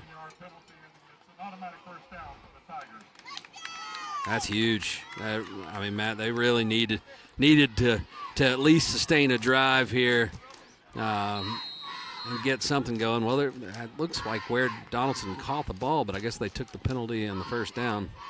Now they're at the 46-yard line with that 1st down, though, almost back to midfield. Quarterback under center, ready to take the snap, hands it off, goes to the B-back, and he gets a good chunk of yards there, and that was Matthias Selle. And boy, he picked up about 8 there, Ian. And that's the first time Selle has gotten the opportunity. That B-back's taking a beating all night because that's where this option starts. And Selle made the most of that carry. Almost got the 1st down. Indeed, he did. That brings up 2nd and 2 for the Tigers, and now they've got the ball on the opposite side of the field for the first time of the ball game. Under center is Levi Duggan as they are in Wolfpack territory. There's the snap, going to fake the handoff. Here's the pitch to the near side, gets it to Temple. He gets the 1st down. Nifty play, executed nicely, and that's going to move the chains. And Matt, I'm looking, Duggan's got a glove on that left hand, so when he's making the pitch going towards the home stands, he's having to use that glove. I think that's part of what the difficulty was on those 2 pitches earlier, but that one was picture perfect, and a 1st down was the result. So the ball is at the 43-yard line in Wolfpack territory as the Tigers are able to keep this drive going. 2:50 left to go in the 1st quarter. Tigers trail on the road 14-0, and we'll get ready to dial up this 1st down play as everybody looks at their wristbands for the instructions. And now Duggan is going to be under center, going to have a receiver to the near side tucked in pretty tight. Otherwise, their base formation. There's the snap. Duggan is going to pull the ball, spins around, and he is going to be dropped for a loss of about 2 yards there on the play. Not much there. And we're having some play clock issues. They're on, but they're not moving, so it's hard for us to know where we are on the play clock. I'm sure the officiating crew's keeping that time on the field, but we apologize that we don't have eyes on it because I thought it had to have been getting low there, and then when I looked, both of them were just stuck on 25. But Tigers lose a couple of yards there, and it'll be 2nd and 11. This will be from the 44-yard line after the loss, bringing up 2nd down and 12. As the Tigers roll back to the line of scrimmage, they're going to send Ethan Height split to the near side here. Otherwise, you're going to have everybody in tight at the line. Nope, we're going to see Moore go split wide to the left. Tigers working from left to right. In Wolfpack territory, 2nd long. There's the snap. Quarterback's going to pitch. Gets it to Temple, trying to get him in space, but the space is not there, and he's tripped up. Going to take about a 3-yard loss. Yeah, Jackson Wallace, number 12 for the Wolfpack, came flying in and blew that play up. So, Ian, this is going to drop them back to the 47-yard line. Tigers still in Wolfpack territory, but almost back at midfield, and they got some ground to cover here on 3rd and about 16 here with 1 minute and 5 seconds left in the first quarter of the football game. I think we'll see Duggan drop back and then take a shot downfield. It's one of those situations where maybe you can draw a PI if you can't get it to the marker. Moore to the near side as the receiver. There's the snap. Going to fake the handoff. Going play action. Pass on the way. Donaldson catches it and scoots right on into the end zone and scores the first touchdown of the game for the Darlington Tigers. Flag comes in as he was hit as he went into the end zone. Wow, what a play drawn up by the Darlington Tigers, executed flawlessly and picks up their first points. Beautiful execution there by Levi Duggan on the play action fake. He absolutely sucked in the defensive back with that fake and put the ball right on the money for an easy touchdown. And then as Donaldson was a good 3, 4, 5 yards into the end zone. Easy call for the official. So that'll be a personal foul, and Darlington will have the option to advance the ball and kick from around midfield or maybe even the Whitefield 45 on this ensuing kickoff. We get ready for the extra point here from Matias Sele, who tries to tack on the point, and that one is going to sneak in, and it is going to be a 14-7 game, and you got to admit, Ian, they needed that one right there. Big time. And there, look, we've talked about it with this Tigers team several times. They can handle adversity. I mean, let's be honest. Most of this quarter has not gone their way. You've had big penalties. You've had the ball hit the turf. Fortunately, none of those resulted in a turnover, but they were down 14 quick, and things weren't necessarily going their way, but they kept scrapping, got a big late hit on the quarterback there that allowed that drive to move forward, and then on a 3rd and very long, Levi Duggan with a beautiful play-action fake to freeze the defensive back, and Jace Donaldson doing his thing, which is making big plays and scoring touchdowns, right? Oh, man, that is one of those plays that people are going to go back and watch the replay of that over and over and over again. That was absolutely beautiful. It really was. Awesome. It really was. That was a big-time play. And, again, it was very timely. The Tigers were down, backs up against the wall. All the momentum was on Whitefield Academy's side. Come up with a big drive there, ended it in points, and now we got ourselves a ball game. It'll be interesting to see if they can keep that momentum on their side by getting a stop here. Well, this will be huge. The late hit there at the end of that has advanced the ball up to the Whitefield 45, so Desalu should be able to blast this through the end zone and not give them an opportunity to return. And there's the trot at the ball. They're going to try to steal a possession there, trying to kick it onside. I love it. Unfortunately, one of them moved early, and they'll have to kick it again. So the element of surprise is now gone. But I wouldn't put it past Coach Groves to do it again. We've seen them try it twice in a row, and it works. So when you're on the 45 of your opponent, you're not giving up too much field position to take a risk. It's a very calculated risk.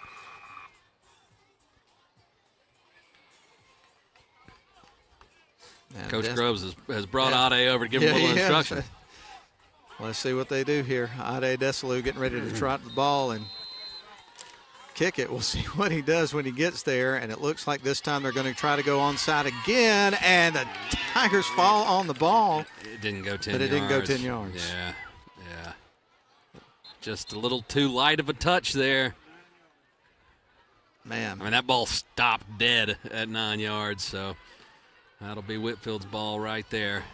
Well, I love the aggressiveness I there do to too. try to steal a possession, have a very short field, try to get that score back. Unfortunately, sometimes it works out, sometimes it doesn't. But like you say, good field position here for Whitefield Academy, but you didn't risk too terribly much not there. detrimental. You know, I mean, like, they're still going to march this thing 64 yards if they want a touchdown, and Darlington will do their best to stop that.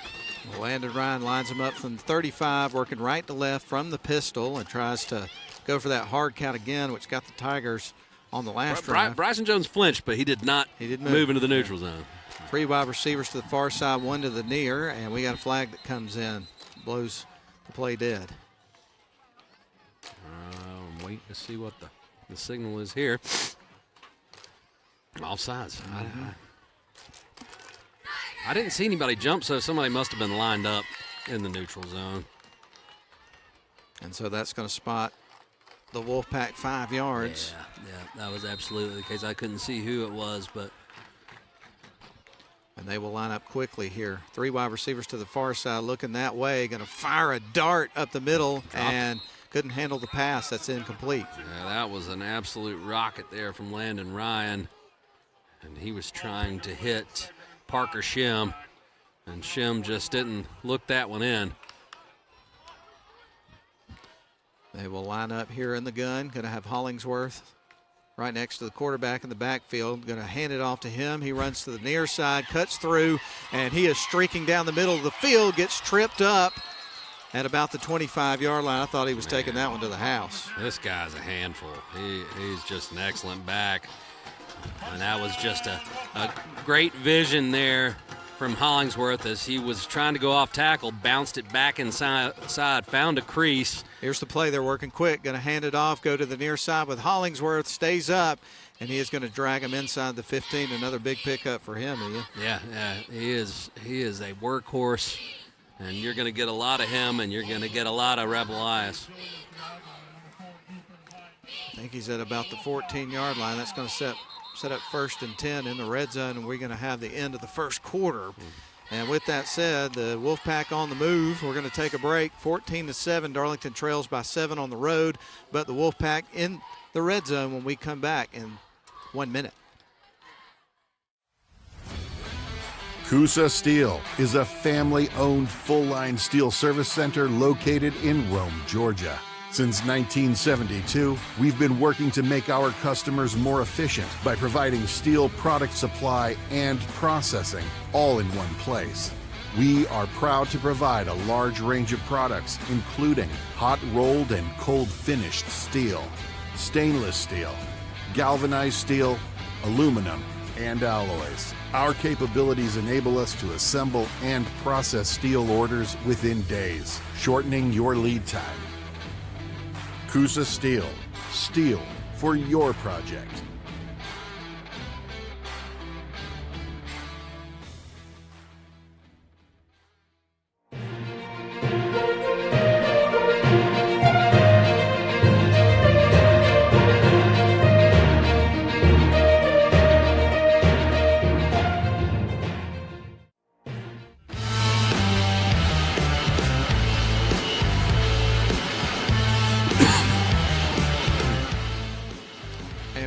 Mableton, Georgia, and they swap side the field, so now Whitefield Academy is working from left to right on your radio dial, and pistol formation for them in the red zone at about the 14-yard line as they get ready for this first down play. So Whitefield trying to answer back quick. They're going to hand it off, gives it to Hollingsworth, and he's going to be inside the 10 with another pickup for that young man of probably about 5 or 6 yards. Well, so far on these reads, Ryan is 100% for him. I mean, he's not even carrying out the play fake. He's handing that ball to Hollingsworth every time, and Hollingsworth's still getting yards. Got that one to the 8-yard line. There's the snap. Back to Hollingsworth. Scoots out to left side, stays up, and goes right into the end zone on his feet. An 8-yard run for a touchdown. It's going to be hard to stop that. Yeah. Right now he's getting a head full of steam, and he's just been an absolute beast here in the first half. And another touchdown for the home team. So Hollingsworth here in front of the home crowd gets into the end zone for the second time of the night, and we get ready for the extra point attempt here from Bo Bradford, and this is going to make it a 21-7 game in favor of the home team if he can get it through, and he does. Their extra points have been automatic the first 3 times. Yeah, he's got a big leg, blasting it through there. Yeah, they're stealing a page from Michigan's book with the fight song over there. Hail to the victors. When Whitefield scores, that's their fight song.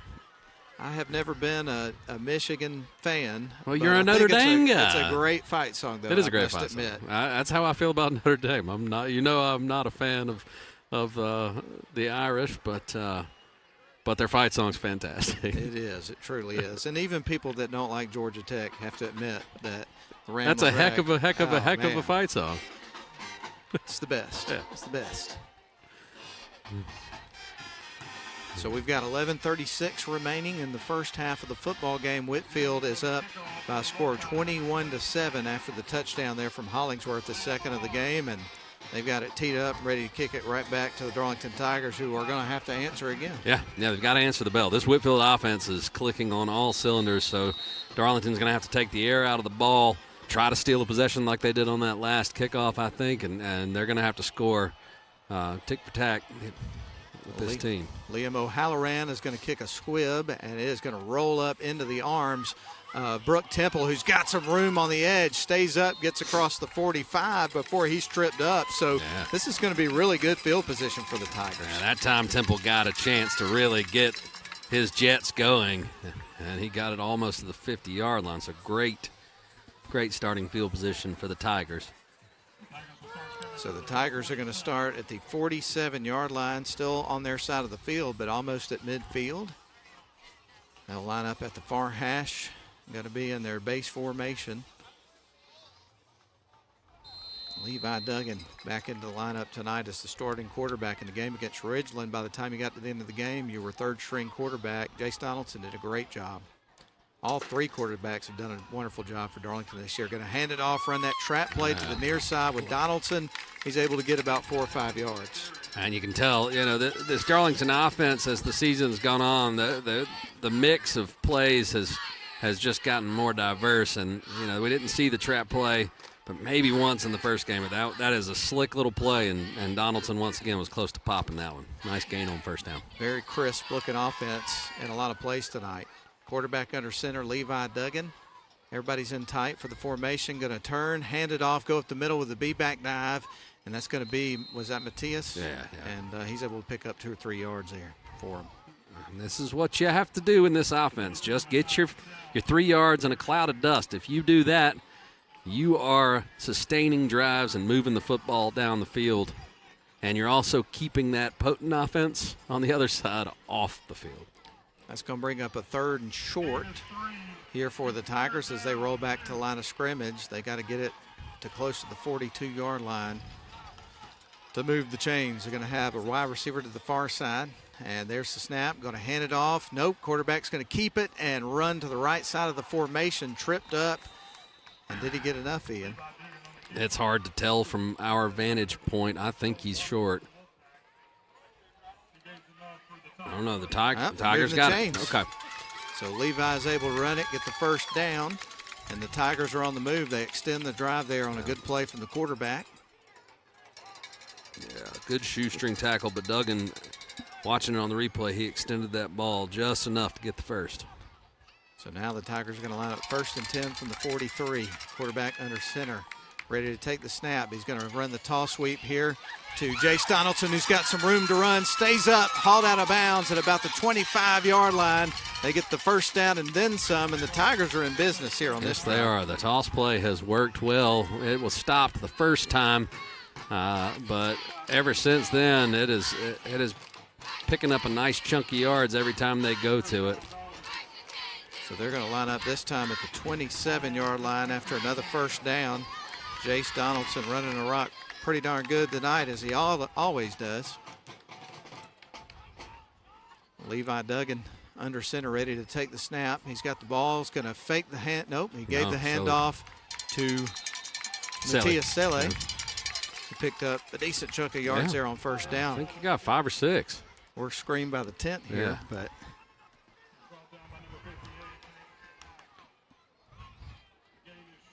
6 yards. Yeah. 6.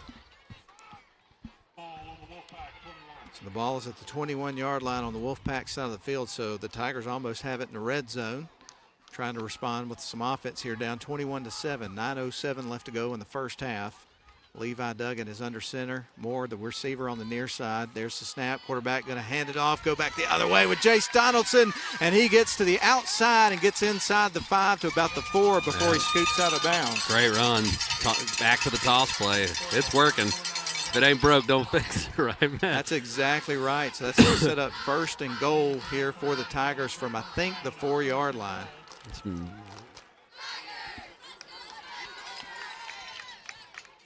Trying to see where they're putting the ball. Now it's going to be right outside of the 5.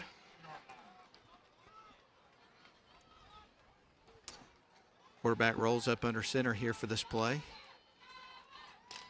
Levi's going to take the snap, turns, gives it off to Selle, and he gets a push all the way towards the goal line. Did he get in? We hadn't had the signal yet. Side judge has his hand up as if he is short.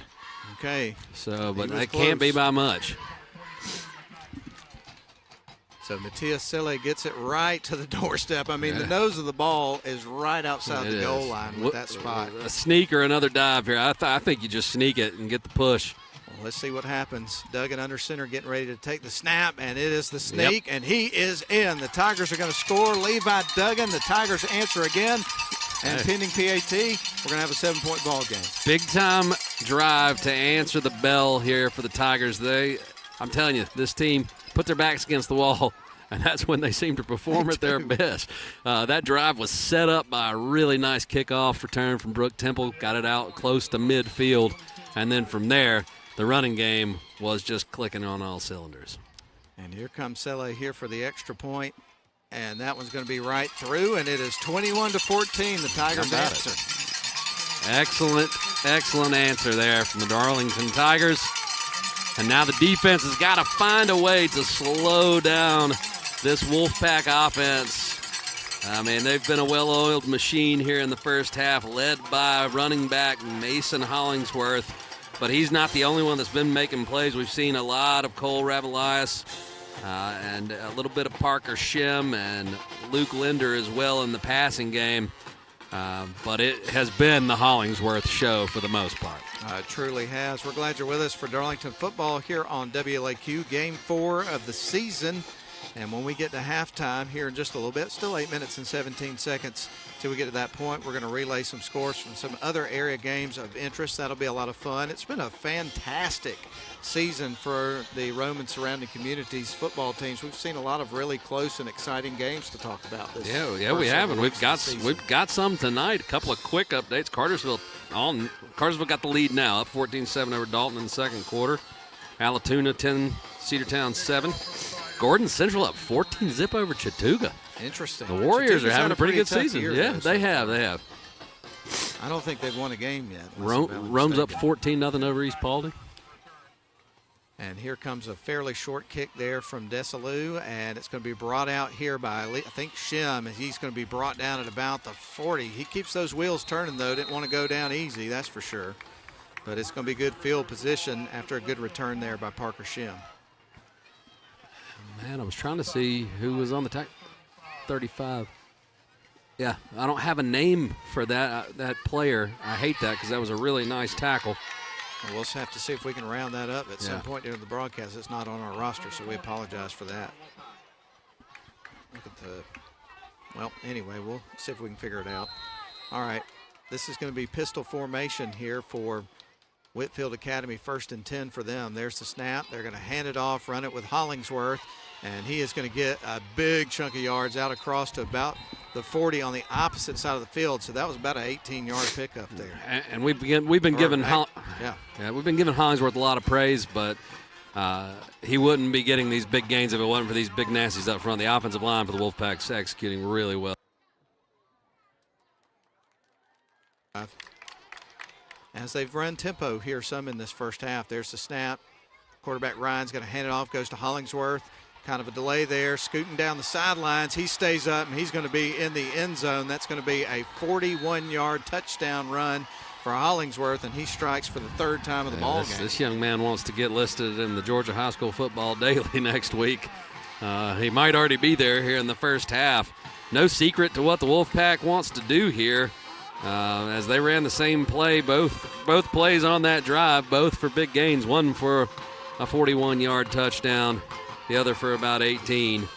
And this offense so far is batting 1,000. They've scored every time they've had the ball. Well, I'm starting to like the song a little less, though, I'll admit. Here comes the kick. It is on the way, and that one's going to be through.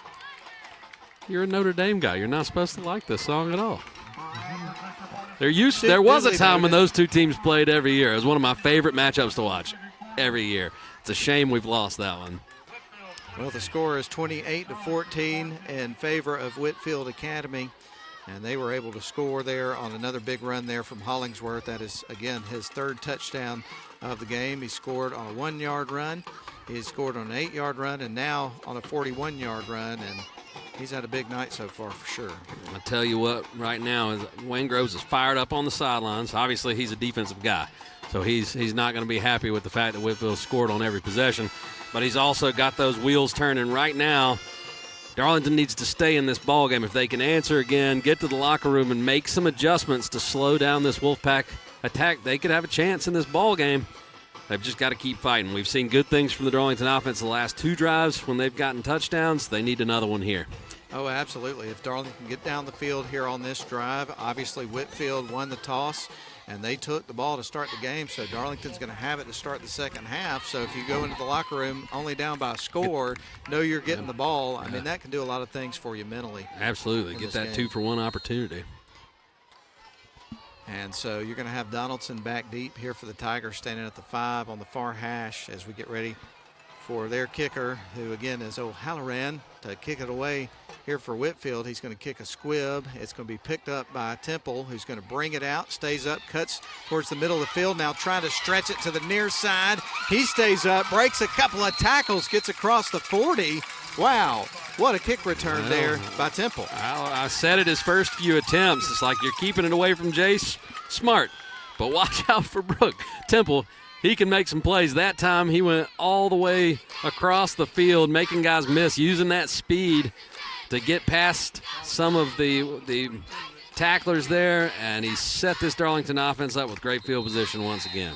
So it's 28-14, but let's see if the Tigers can put a drive together here and make it a 1-score game again. They're going to line up with everybody in tight here from the 41-yard line on their side of the field with 7 minutes and 15 seconds left in the first half. Rolling out to the right side is Duggan, puts it in the air, and that is going to be picked off. Kind of got away from him there. It's picked off at about the 45-yard line on the first play from scrimmage, and I didn't catch the number of the young man that picked that off. I didn't either. I'll see if I can catch it on the replay. He was trying to hit Height, who was behind the defense. That ball just slipped out of his hand as he was trying to throw. Let's see, the young man who got it, that was number 5. Yeah, that's John Durden that made the pick. And really, as Duggan was trying to let that one go, the defender came in high to go after the ball, and I think it forced him to release it a little early and hung up, and was an easy interception for Whitefield. So they're going to have it at the 43-yard line on their side of the field. Whitefield Academy is.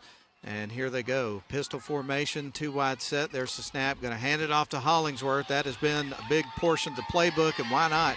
He's able to get about 14 yards on the play, gets it across the field to about the 41. That's the third straight snap they've run the same exact play, off tackle in the same direction. So they're not making any secrets about what they want to do on offense. So that was a 20-yard game. They're going to go hurry up, gives it to Hollingsworth, and he gets it across the 30 to about the 28-yard line. And they did it again. And now they come back to line of scrimmage, running a lot of tempo. They really are. In different portions of this first half. Going to send wide receiver to the near side, one on the far side. And they got him on the clap again. So that'll be a 5-yard penalty on Darlington.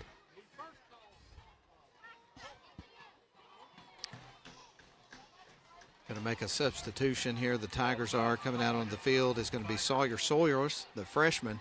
He doesn't look like a freshman, does he? No, he doesn't. A big young man. He is. Made a couple of really big plays in the win over Mount Vernon in week 1. Here's the snap, going to turn, hands it off, gives it over to Hollingsworth, bounces off a defender, spins around, and didn't get as much that time, but he still made something out of nothing. He did not. I think that was J.B. Ragland that came flying in from the backside, almost got Hollingsworth in the backfield. But it's still a first down, and the Wolfpack are going to have it in the red zone at the 19-yard line. And so they will run to their pistol formation. They turn, hand it off to a different young man this time who's going to carry the rock here for the Wolfpack. That's going to be number 15, Amos Robinson. They string him out, the defense does, and gets a short gain of about maybe 2 yards. And you're starting to see Darlington shoot the gap here. So far, Ryan has handed it off every time. He has not kept it. Now, I imagine that'll change at some point, but Darlington trying to shut this play down. Pistol formation, going for that hard count again. Going to send a wide receiver to the near side. Nobody took the bait there. Wide receiver off the left side. In the backfield, again, is Robinson. So no Hollingsworth on this play. Here's the play action pass towards the end zone. Nearly picked off there by Jace Donaldson, who made a good play at it. Yeah, that time Landon Ryan took one step and fired to the end zone, and Donaldson was all over it. Went up and almost made the pick. That would have been a huge turnover. Right now, Darlington trails 28-14, cannot afford to give up points here. Quarterback in pistol set. Wide receiver to the near side, one on the far side as Ryan is set to take the snap. The junior quarterback who's been a 3-year starter for this Wolfpack team. Here's the snap, going to turn, hand it off. They go to Robinson. He carries the pile all the way down to about the 5-yard line before they can reel him in. So that sets up a 1st and goal for the Wolfpack. They've been going off tackle that time. It was just their version of the dive play with Robinson, who's been out there to spell Hollingsworth, but Hollingsworth is back on the field. And I would imagine that's where the ball's going. Ryan takes the snap, and it goes to Hollingsworth. He stays up, and they're going to haul him in at about the 3. So he picked up about 2 yards there. It brings up 2nd and goal from the 3. Ian, are you clairvoyant or something? Or I don't know, man. I'm not going to give myself that much credit. I said it about the Donaldson pitch play. If it ain't broke, don't fix it. Right now, Hollingsworth running the ball is working for this Wolfpack offense. So Ryan ready to take the snap, turns, fakes the handoff, rolls to the right, puts it in the air, connects with a tight end, and he is able to get into the end zone. Well-designed play to Thomas Dickey, and another score there for the Wolfpack. And, man, they've taken a 3-score lead. Well, I think Hollingsworth has at least 15 to 20 carries, and every time the quarterback has gone with the give on the read, it was a matter of time before he pulled it. That time he did. He had his target open in the end zone on the rollout, and another touchdown for the Wolfpack. And here comes the extra point here for the Wolfpack, and Bradford, who's been automatic in this game, and he remains so. It's going to be a 35-14 game in favor of the Wolfpack. And you blink your eyes, and this team is in the end zone. Well, we knew coming into this game, Matt, that Darlington couldn't afford to turn the ball over and come away with a win as shorthanded as they are. We haven't talked about all the injuries that they've been battling here, but they're down 10, 11 starters in this game, I believe. So you got a lot of young guys out there that are getting some very valuable experience, but that comes sometimes with giving up some points on defense especially. So Whitefield cashes in on the interception, and the lead surges to 21. And there's 4 minutes and 30 seconds left here, so if Darlington could cook up a scoring drive and get a little positive momentum going in the locker room, that would be awesome. And to your point, Ian, you know, the depth of this Whitefield Academy team is not like most single-A teams that you're going to find. I was watching an interview with their coach, Robert Walsh, in preparation for this game to kind of get a little bit of insight into the team. And he was talking about how his first year they had 53 guys, year 2, 60, and this year they had 73 guys, which is impressive for a single A team. No it really is. That. Yeah. And so we will get ready for O'Halloran to kick it away. This one's going to be end over end. And heading towards Donaldson, takes a Whitefield Academy bounce there in front of him. He picks it up and is able to get out to the outside and stretches this play out to about the 25. Yeah, that ball just died when it hit the turf. Donaldson had to reach down low to scoop it up, and it was an effective kick and coverage there from the Whitefield Academy coverage team. And so here the Darlington Tigers have about 4 minutes and 25 seconds worth to work with here on this particular drive. If they can get it down the field and bring this game, back to a manageable game, and then getting the ball out of the locker room, this thing is you get a lot of time left. A lot of things can happen here. You get a touchdown here and have the opportunity to get another one right out of the gate. You could turn this game around. Here's the snap. Going to pitch it to Donaldson. Stays up, and he is going to be brought down at about the, 25-yard line. So not much doing there. Nothing opening up there for Donaldson on the play. The pitch play's been really successful, or the toss play. That time really well defended. You had a good surge from the Wolfpack defense. They made Donaldson cut it back inside. But there were more Wolfpack defenders waiting on him there. And so they'll go back to the line of scrimmage. This is going to bring up 2nd down and 10. And Darlington's going to use all the play clock here. They want points, but they also don't want another Whitefield County score before they go to the locker room. They're going to line up with the wide receiver on the far side. Tigers are. Here is the snap. Quarterback rolling out, looking to pass. Has got company in the backfield, puts it in the air, and that is connected to Jace Donaldson. He stays up across the 30-yard line, so not quite enough to get the first down, but pretty darn close. I couldn't tell if I saw a flag or if I'm just seeing those little footballs fly around on the other side of the Those of the little stadium. footballs. Yeah. Yeah, okay, we're good. 3rd and manageable. That's a big pickup. The holy grail of the going to a football game experience as a young person. Man, sure, man. I would always leave so disappointed if I didn't catch one. And that's the truth. All right, we're going to have a wide receiver to the far side, quarterback under center. Levi Duggan takes the snap. He is going to hand it off, go up the middle, and he's able to squeak out and get up a really nice gain. That was Matias Selle who got it out to the 40, so that was a great play. Yeah, great run from Matias there, and that should allow the Tigers to not only sustain this drive but also keep the ball away from this Whitefield offense. The problem I had with those little plastic footballs is I couldn't keep them away from my dogs. We've always had dogs, and they would just chew them to bits. Yeah. Going to have a wide receiver to the far side, quarterback under center. Levi getting ready to take the snap. He is going to hand it off. No, it looked like he was going to pull the ball. Nearly ended up on the turf, and they were able to cover. He did. So far, the ball has hit the turf 3 times, and the Tigers have been able to get back on top of it.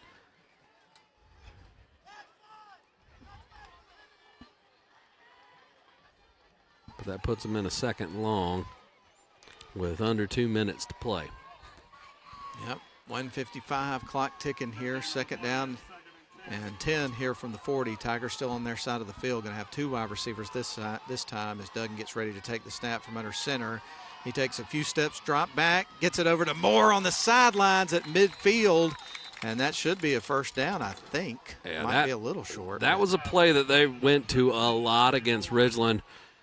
Just a little curl route where the receiver sits down and it's open underneath, and Duggan put that one on a line.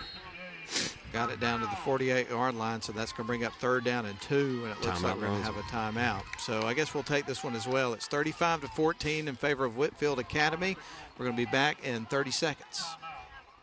Shop for your next car, truck, or SUV at Riverside Auto Group. Check out riversideautogroup.com today to browse their selection or visit with them in person at Riverside Chevrolet GMC in Rome, Riverside Toyota in Rome, and the all-new Riverside GMC Cadillac in Cartersville. Locally owned and operated by the Welburn family since 1974. That's Riverside Auto Group. Visit riversideautogroup.com.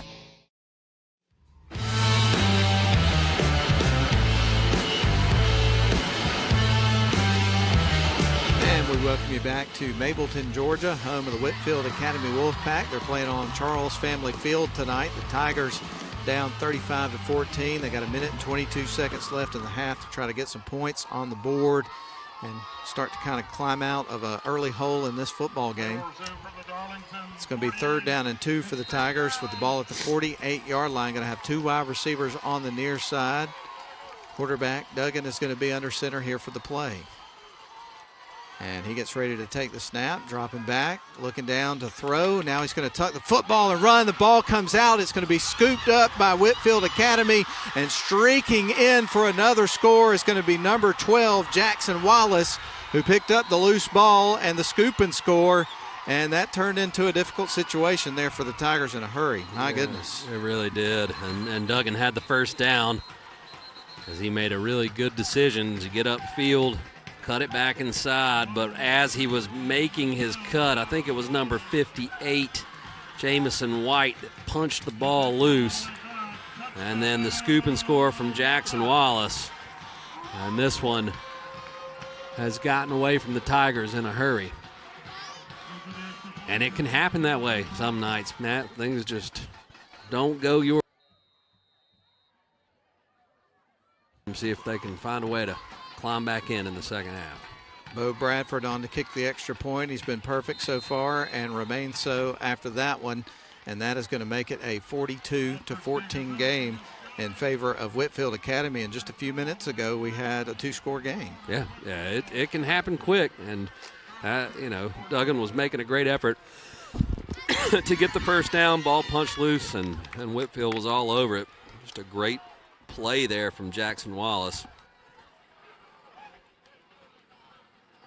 So 42-14 your score, and 1:08 remaining in the half of football here in Mableton, Georgia. And, of course, we're on the Darlington side right now. The fans are a little bit quiet right now, but a couple plays here and there, and they'll be right back into it for sure. That's right. I don't know how adventurous. I guess it'll depend on the kickoff return and where they start this drive. I don't know how adventurous they'll be with a minute and 8 left, and they only have 1 timeout left in the half. But again, we've talked about that 2-for-1 opportunity. What do you have to lose trailing by 28 points? And if there's anything that we've learned about Coach Groves, he comes to these games with trying to win the football game in mind. And so I wouldn't be surprised to see him try a little something here, see if we can get some of those points back, to your point. So we'll see what happens. But nonetheless, the Wolfpack get ready to kick it away. Liam O'Halloran to kick it away, and that one's going to be a squib, as we've seen a few times. It'll be brought out by the Tigers, and, of course, number 52, Evan Parton. Don't see that a whole lot. No. Over to him. Evan with the chance to make a play with the ball in his hands. He's usually tackling guys with the ball in theirs. That's exactly right. Yeah. And now I was watching the NC State Wake Forest game last night, Matt, and one of the big linemen for NC State intercepted a screen pass and rumbled 50 yards for a tie. I love it when the big guys get a chance to score.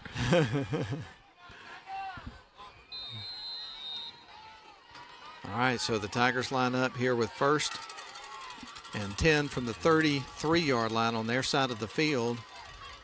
And Duggan under center, getting ready to take the snap. He drops back, looking to throw on 1st down. It's going to be to Jace Donaldson up the middle of the field, and he gets about 12 yards there. So good positive play. Yeah, 1st down, little crossing route there from Donaldson. Officials are taking a timeout here as they move the chains, I suppose. I thought I saw Coach Groves signal a timeout. He may have, because Donaldson was tackled in bounds. Clock would have resumed once they spotted it, so Darlington has taken their 3rd and final timeout. And since we're so close to the halftime period, we're just going to keep it right here. Well, I think Coach Groves answered our question, and I think we both kind of had a feeling he's going to go out there and try to go get points and see if they can get back in this game. And a nice passing play to start the drive from Duggan to Donaldson. Gets the ball almost to midfield. So now you've got no timeout, so you have to use the boundary. You might be able to run a couple of plays where you utilize the middle of the field, but you've got to be ready to get on the ball, clock it, or snap it and get that next play off. And I'm sure that's what's been communicated during this timeout. Here's a Braves update for you if you want to hear it. It sounds like the rest of the season. The Astros are up 8-0 at the top of the fifth. It was 2-0 last time I looked. That's your last Braves update for a while, unless they make a big heroic comeback. Yeah. All right, going to have 2 wide receivers to the far side. We've got a train going behind us. Here is Levi Duggan, or a plane or something. That's a train. Well, they're going to have to hustle back to the line. Duggan tackled right at the line of scrimmage. Clock is ticking. 40 seconds on the clock, and Tigers will get ready to try to run a quick play, get everybody lined up first, and they're going to clock it. Yep. And look, you think about this option offense, and it's the 3 yards and a cloud of dust. And I know the option generates some big plays, but don't forget, earlier in the game, we had a bomb from Duggan to Donaldson on a beautiful play-action pass. So this team's capable of striking the big plays not only on the ground but through the air. Indeed. So now the ball is at the 44-yard line as we get ready for the Tigers to run a play here in just a couple of moments. On for the package is going to be Ethan Height.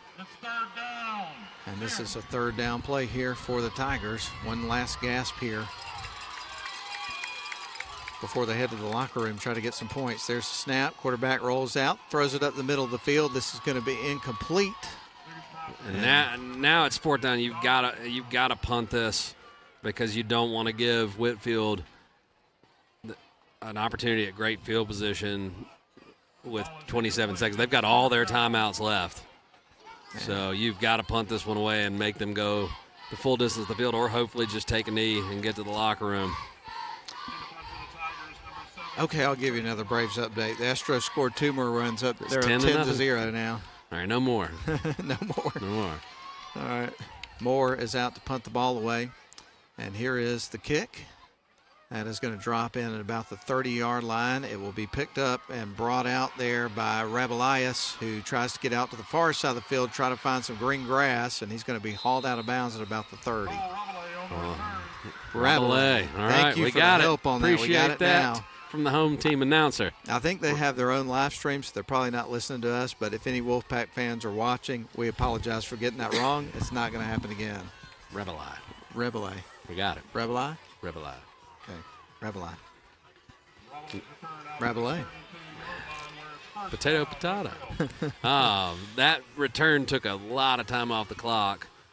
So I don't know if Whitefield will just take a knee and go in pleased with their 42-14 lead, or if they're going to take a shot. We'll see. They're lining up in their pistol formation. 2 wide to the near side, 1 on the far side. Dropping back, going to throw a little screen pass, get it to Hollingsworth and see what can happen. He stays up, breaks a couple of tackles. He's streaking down the sidelines and goes out of bounds at about the 43, and that leaves 2.7 seconds. Yeah, I mean, I don't know. The kicker looks like he has a pretty big leg. I don't think you have time to run another play and even get out of bounds with under 3 seconds, but a shot play from the 45 is absolutely in play. So 1st and 10 now at the 45-yard line after a good pickup there by Hollingsworth. And they're going to send 3 wide receivers to the near side, 1 on the far side in the backfield. With the quarterback Ryan is going to be Hollingsworth. Looks back off to the sidelines, getting some signals. Going to shift some guys around. Play clock ran out. Yeah, play clock ran out. Yep. So we'll keep it right here through this timeout because we're only 2.7 seconds away from halftime. We're going to be taking plenty of breaks there. We're going to give you some scores in just a little bit, but we are so glad that you're with us tonight here on Darlington Tiger Football, whether you're listening on WLAQ or you're watching on the live stream. We had a nice drive down 278 to get over here, and if you're wondering where Mableton, Georgia is and where we're at tonight, we're just a few miles from Six Flags over there in Austell. As a matter of fact, I think it's about 4.5 miles, take about 12 minutes as the crow flies, or however you want to say that, to get over to Six Flags. So can we go ride Goliath at halftime? Oh my goodness, man! There's no way I was getting on that. Oh man, that is a bad roller coaster right there, man. It's one of my favorites. That gets my heart rate going up just looking at it driving by on 20. But anyway, Whitefield Academy going back to the line of scrimmage here on 1st and 10, 2.7 seconds left in the game. Let's see what they do here. Their quarterback, Landon Ryan, the junior, gets ready to take the snap. He looks off to the sidelines. Not sure what they're trying to do here. Darlington is playing prevent defense here, looking for the Hail Mary. And so Ryan ready to take the snap. Here we go. Dropping back, looking to throw, puts the ball in the air, and that's going to fall incomplete, and that's the end of your half. So Whitefield Academy playing at home leads the Darlington Tigers. 42-14 is your score as everybody heads to the locker rooms. We're going to go ahead and take a 3-minute break. When we come back, it'll be time for your halftime show here on Darlington Tigers football. We'll be back.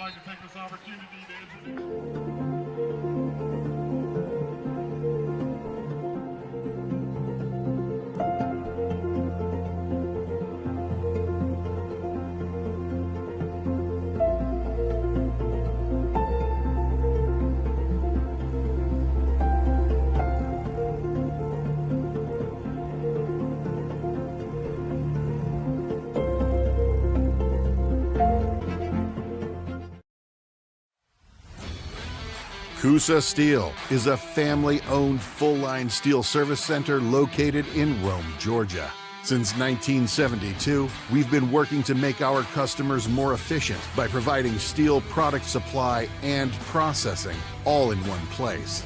We are proud to provide a large range of products, including hot-rolled and cold-finished steel, stainless steel, galvanized steel, aluminum, and alloys. Our capabilities enable us to assemble and process steel orders within days, shortening your lead time.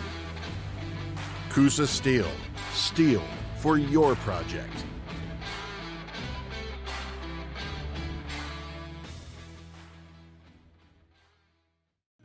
At Rome Orthopedic Center, we salute students, freshmen and seniors, athletes and artists, first stringers and choral singers, band majors and game changers.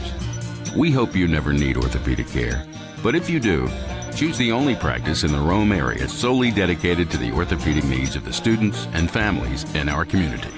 Rome Orthopedic Center. To make an appointment, call 706-292-0040. The deadline for 2026-2027 priority application and financial aid is February 15th. Schedule your private campus tour at www.darlingtonschool.org/visit or by emailing admission at darlingtonschool.org.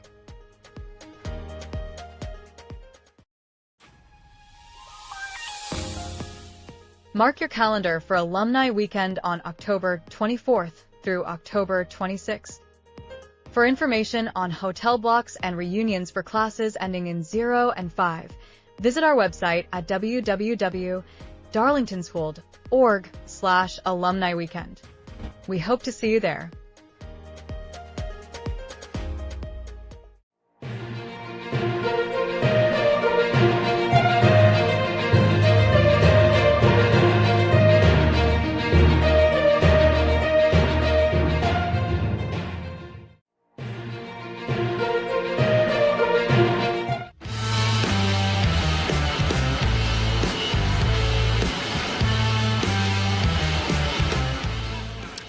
Welcome you back here to Mableton, Georgia. We are at Charles Family Field tonight, home of the Wolfpack, and unfortunately things got away from the Tigers late there in the second quarter of the football game. They trailed 42-14, and Ian, with 8:17 left to go in the half, it was a 21-14 ball game in favor of the Wolfpack, and it really felt like the Tigers, had an opportunity there to try to punch back and stay in the ball game, but then things just kind of started to unravel a little bit there in the final 8 minutes of the second quarter. Yeah, well, Coach Groves preaches it every week. You've got to win the hitting game. You want to play ball control offense and ball security. And how it got away quick was you had the pick and then the scoop and score, and 14 points off those two turnovers in the blink of an eye. And with Whitfield's offense executing at such a high level, you just really couldn't afford those mistakes. And they made Darlington pay for it. But they'll go to the locker room. Coach Groves is going to make some adjustments. Hollingsworth was just a problem in that first half. Can you find a way to slow down the rushing attack? Because I think if you can force Whitfield into the passing game, you can stop this offense. But right now, the running game is just churning and burning, and they're getting yards in bunches.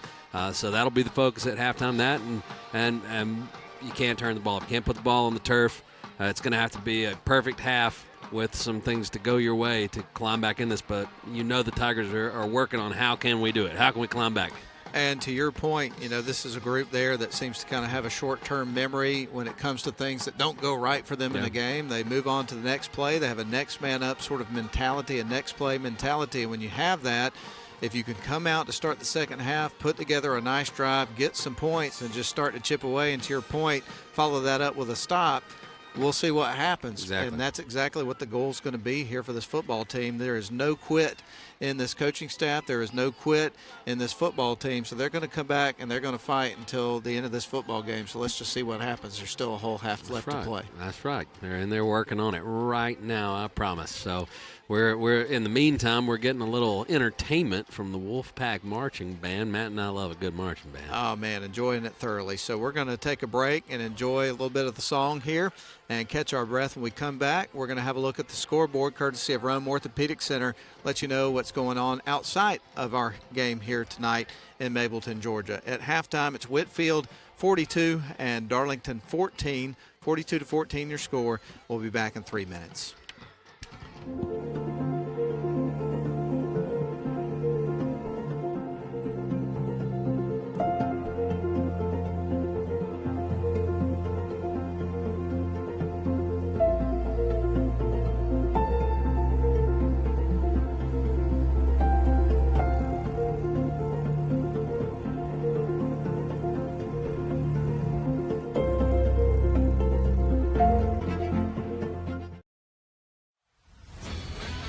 Coosa Steel is a family-owned full-line steel service center located in Rome, Georgia.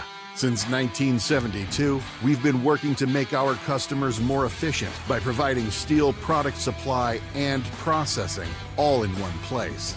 We are proud to provide a large range of products, including hot-rolled and cold-finished steel, stainless steel, galvanized steel, aluminum, and alloys. Our capabilities enable us to assemble and process steel orders within days, shortening your lead time. Coosa Steel. Steel for your project.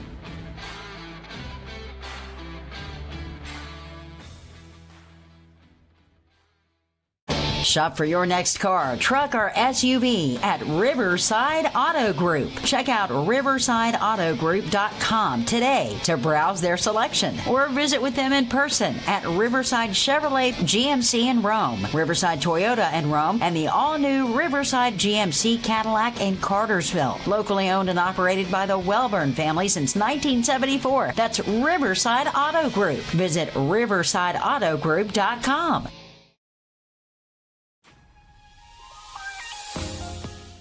The deadline for 2026 to 2027 priority application and financial aid is February 15th. Schedule your private campus tour at www.darlingtonschool.org/visit or by emailing admission@darlingtonschool.org.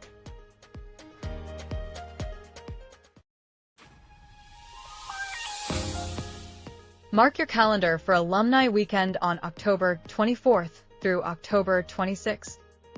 For information on hotel blocks and reunions for classes ending in 0 and 5, visit our website at www.darlingtonschool.org/alumni weekend. We hope to see you there.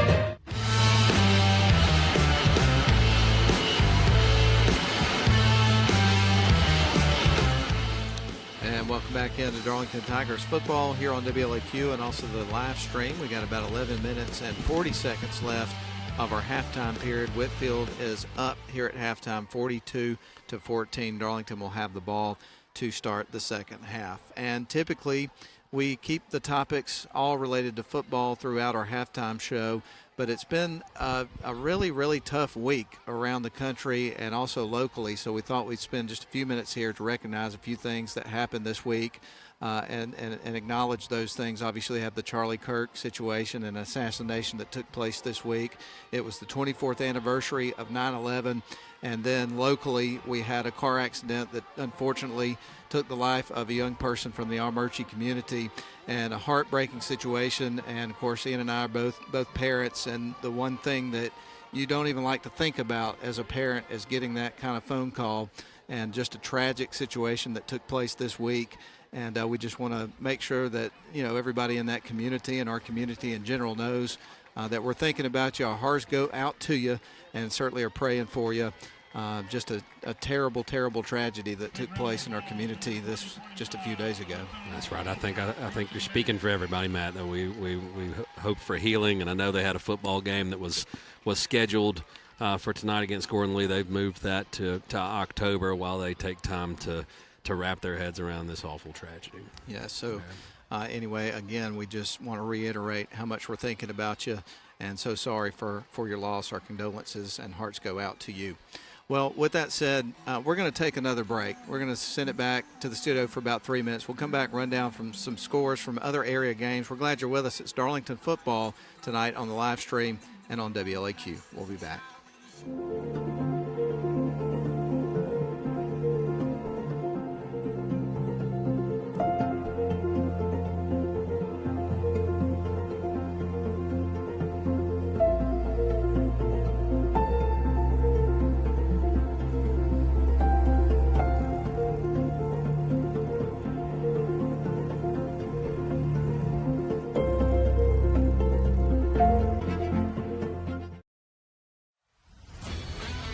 Coosa Steel is a family-owned full-line steel service center located in Rome, Georgia. Since 1972, we've been working to make our customers more efficient by providing steel product supply and processing all in one place. We are proud to provide a large range of products, including hot-rolled and cold-finished steel, stainless steel, galvanized steel, aluminum, and alloys. Our capabilities enable us to assemble and process steel orders within days, shortening your lead time. Coosa Steel. Steel for your project.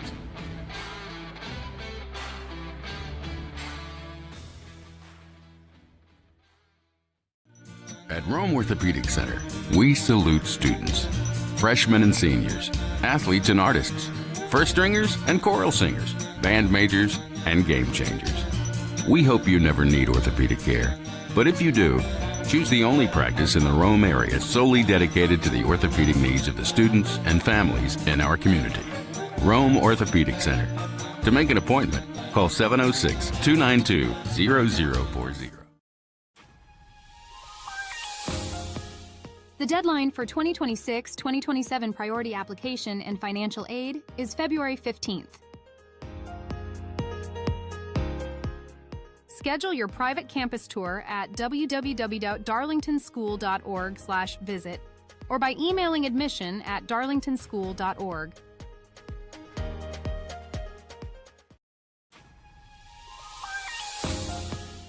Mark your calendar for Alumni Weekend on October 24th through October 26th. For information on hotel blocks and reunions for classes ending in 0 and 5, visit our website at www.darlingtonschool.org/alumni weekend. We hope to see you there.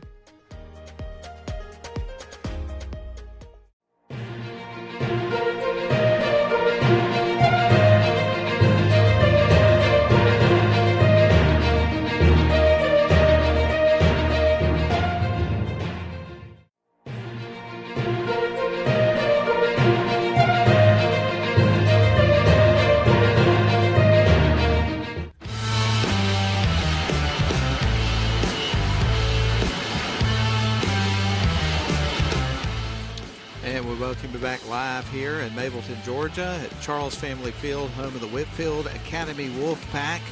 and the Wolfpack were able to explode thanks to a couple of turnovers there. You had an interception that was followed by a touchdown drive and then a scoop and score. That was 14 quick points that they were able to pick up. They outscored Darlington 28-7 there in the third quarter and 14-7 in the first quarter. It is 42-14 as we are at halftime. And we're going to take a look at some other scores from around the area. I do want to mention coming up after tonight's game, we're going to have the fourth installment of the year of the Honeymoon Bakery Icing on the Cake Player of the Game. And we're also going to have the Rome Orthopedic Center High School football scoreboard show. So we're really just getting started with our football coverage for tonight. Yeah, absolutely. And really for the weekend, too, with Georgia Tech football on the air tomorrow at noon against Clemson. So stick around and stick with WLAQ. We'll bring you the goods. Let's get some updates from the teams around our area, and we're going to start with the Rome High Wolves. Last week, they got their first win of the season, and let's just premise that with they played some really tough competition in Creekside and Carrollton the first 2 weeks. They beat Toombs last week, go on the road to play John Reed's old team, East Paulding, and they are putting it on the Raiders 21-0 at halftime. So the Wolves have indeed found their mojo. And an interesting fact here, John Reed used to be the head coach of East Paulding. When he was at East Paulding, he never lost to Rome. And now that he's been at Rome, he's never lost to East Paulding. So that's kind of just an interesting fact to throw at you when we talk about that matchup. It looks like that trend will continue tonight, but we'll see. Still a half of football to play there. Cedartown on the road at Allatoona. Bulldogs versus Buccaneers. Cedartown coming off of that narrow victory where they had to get a stop on a 2-point conversion to beat Pepperell last week, 28-27. They go on the road this week. This is a young Cedartown group coached by Tommy Atha. They're in the ballgame. It's 13-7 at halftime with Allatoona. We'll see if the Bulldogs can come back and win it in the second half. Battle here between Cartersville and Dalton. Dalton kind of fell off after several strong seasons. This is a proud Catamount program, but they did not have their typical year last year. They kept it close for a little while with Cartersville, but Cartersville's pulled away and leads 21-7 at the half. Another team to watch right now, Gordon Central Warriors. They've come out strong this year, and they're on the road at Chattooga, up 21-0 on the Indians. And I think Chattooga's down this year, but Gordon Central must be pretty good. They must be, man. They've got a pretty good record so far, for sure. Another area team that does not shy away from great competition, the Calhoun Yellow Jackets. They've done nothing this year but play a buzzsaw of talented teams. That sticks. That trend continues with Cambridge in town. It's tied 21-21 at the Reeve. Coosa Eagles are on the road up in Blue Ridge. On our show the other day on This Week in Northwest Georgia Football, I said, maybe Fannon's not as good as they have been. Maybe they are. They're up 35-0 at halftime in this one. And then yet another team that has played a brutal schedule and continues to win games, Rockmart Yellow Jackets, winners of how many straight region games? I think the total is at 60 right now. That is amazing. That just doesn't sound like it could be right, but I think it is. What a run for Biff Parson. Well, they're playing Union County. They're at Union County. And Union County, a state powerhouse, always a tough out. And Rockmart's up 9-0 in the second quarter in that one. One other score for you here as and they're up 14-12 at halftime. I bet old Sam R. McCain Stadium is rocking and rolling tonight. They have got some really spirited fans over there. Yes, they do. Right on top of the field, and they will give it to you. If you're the away team, there's no mercy. Yeah, they get the 12th man situation in full effect. It's always fun to go over there for a football game. Well, we've got 2.5 minutes left of our halftime period, and then, of course, they're going to have the 3-minute mandatory warm-up. So any final comments that you'd like to make here at halftime about this game or anything else going on around the area before we wrap up our halftime show? Yeah, absolutely. It's going to be fun to keep an eye on these scores that we just went over, and we'll keep an eye on them for the rest of the broadcast. But please tune in afterwards. Stay with us for the Rome Orthopedic High School Football Scoreboard Show with Lynn and Austin Butler. Call in. Let us know if you're at any of these games. Give them a buzz. Let them know how it went down. We want to hear from you. And then just to close out before the break, let's go Tigers. Let's get it going in the second half. And I just remembered something. One of the teams that we have not given a score for tonight is the Pepperell Dragons, which means one thing on the scoreboard show. I bet Clay's going to crash the Oh, party. yeah. So All we'll right. have him in the studio, I would presume, with Lynn and Austin. So we'll see. We'll see how it goes. Buckle up. Anyway, we've got 1 minute and a half left for our halftime period, then the mandatory warm-up period. We're going to take a 3-minute break, catch our breath, get ready for the second half. Tigers get the ball. Of course, they got a big hill to climb, but all you got to do is get out there and take it one play at a time. You never know what can happen. So we'll see what happens here in the second half in 3 minutes.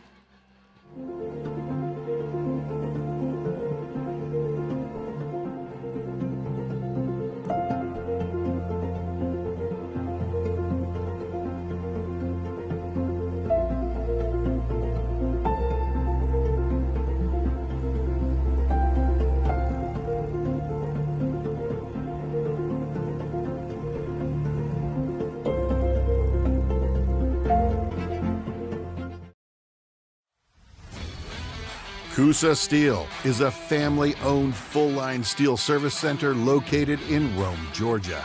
Since 1972, we've been working to make our customers more efficient by providing steel product supply and processing all in one place. We are proud to provide a large range of products, including hot-rolled and cold-finished steel, stainless steel, galvanized steel, aluminum, and alloys. Our capabilities enable us to assemble and process steel orders within days, shortening your lead time. Coosa Steel. Steel for your project.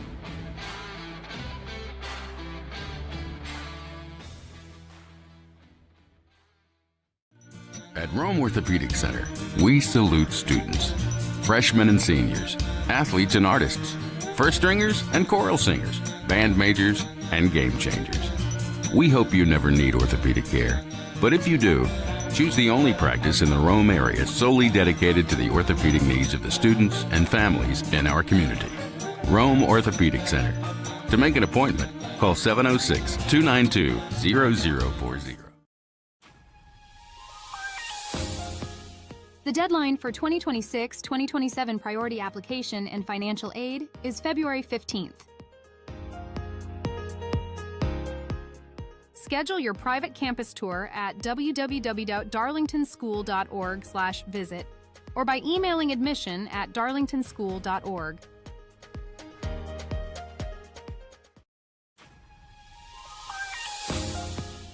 Mark your calendar for Alumni Weekend on October 24th through October 26th. For information on hotel blocks and reunions for classes ending in 0 and 5, visit our website at www.darlingtonschool.org/alumni weekend. We hope to see you there.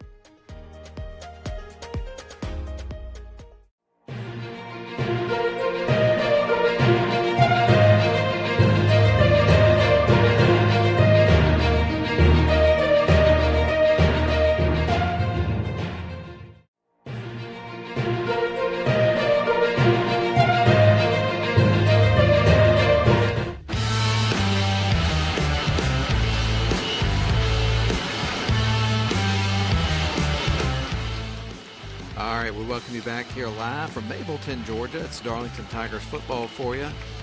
And we're excited to be with you. Whitefield right now up 42-14. Tigers get the ball coming out of the locker room here for the second half, so they will receive the opening kickoff. As Ian pointed out, we got more football for you on the airwaves of WLAQ coming up tomorrow with the Georgia Tech Yellow Jackets. Haven't been able to carry in any of their games so far this season. We got a good one to start our broadcast of their games with the network, with Clemson coming to town at the Flats. So that'll be fun. Cool. Noon kickoff, 10 o'clock will be the pregame. Yeah, I think you're going to have a motivated Clemson team after they had you're not going to hang your hat losing to LSU. That's a good LSU team they lost to in week 1. But last week's game against Troy, having to come back from a 16-0 deficit in the second half, they're going to be motivated. But the Georgia Tech Yellow Jackets get their leader in Haynes King back. He's a full go for tomorrow. And then their backup got some great experience last week against Gardner-Webb. So I think we got a really good ball game on the airways of WLAQ tomorrow. We'll see who wins it. I certainly hope so. We'll see what happens. But I do want to mention that the Braves finally got a run on the board.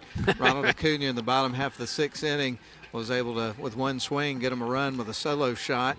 But that was all they could muster up in the bottom of the sixth. So going into the seventh inning, it is 11-1 in favor of the Houston Astros, if anybody's still trying to keep up with that. Unfortunately, it's just playing out the rest of the season there for the Braves. No postseason for them. Last game's going to be on September the 28th, and they'll go back to the drawing board to try to put something together for the next season. So it's been a more than disappointing season for Braves fans. They just hit the injury bug pretty early and never been able to recover from that, haven't been able to get any momentum, and it's just one of those seasons. Yeah, just disjointed, and it happens. They'll regroup, and Alex Anthopoulos has a pretty good track record. They got to fix that pitching rotation, and I know injuries certainly contributed to that, but the bullpen's got to be better as well. So I think we'll see some major moves in the offseason when it comes to that pitching staff. Oh, there's no question about that. Well, we get ready for the Darlington Tigers to receive the opening kickoff here of the second half of play. They've got Jace Donaldson back deep here about the 5-yard line, hoping to get a crack at it. Obviously, the kicking team here for Whitefield Academy has avoided him for the most part on these kickoffs. But let's see if they slip up and get him the ball here and see what happens. But Brooke Temple's done a great job and had some big returns in the game. So they kicked it away from Temple last time too. So there you go. We'll see. This is going to be a squib up the middle. It'll be fielded by Parton again, and he's going to be tripped up at the 30-yard line. So pretty good field position for the Tigers. Yeah, they're staying away from Temple now too. That's the second straight kick that they've fired right at Evan Parton. And the Tigers will start on their own 30 here in the second half, trailing by 28 points. So the Tigers go back to the line of scrimmage here. First play from scrimmage coming up here of the second half, with the Tigers trailing the ball game 42-14. Kind of hit the turnover bug there about midway into the second quarter, gave up a couple of quick scores. Otherwise, we had a tight ball game up until that point. So let's see if they can recover here. Under center is going to be Levi Duggan. He takes the snap, turns, and is going to hand it off, go with the B-back dive up the middle. A flag came in, though. Yeah, not sure what the call is. It was dropped back behind the offense, so I'm thinking false start. Yep. Yes, sir. So backing it up 5 yards on the first play from scrimmage. It'll be 1st and 15 from the Darlington 25-yard line for the Tigers. And so the second half of the football game begins a little bit after 9 o'clock. It's 9:08. Matt, we haven't passed Buc-ee's once this season, and we're not going to. It's funny that you mentioned that. I was literally thinking about that earlier today. I was like, what do we got to do to get a game on the schedule to where we got to pass a Buc-ee's on the way there, on the way back? Come on now. There's the snap. Levi's going to turn, hand it off, run the trap play again, and this time they're going to get about 5 or 6 yards there off the play. So they got the penalty yards back. They did. Trap play to Donaldson there. And he gets 5 yards back to the 30. And so that's going to bring up a 2nd and 11 here for the Tigers, with the nose of the ball just shy of the 30-yard line. Tigers going to change some personnel here before they take the snap. Going to send a wide receiver to the far side. That's going to be Moore.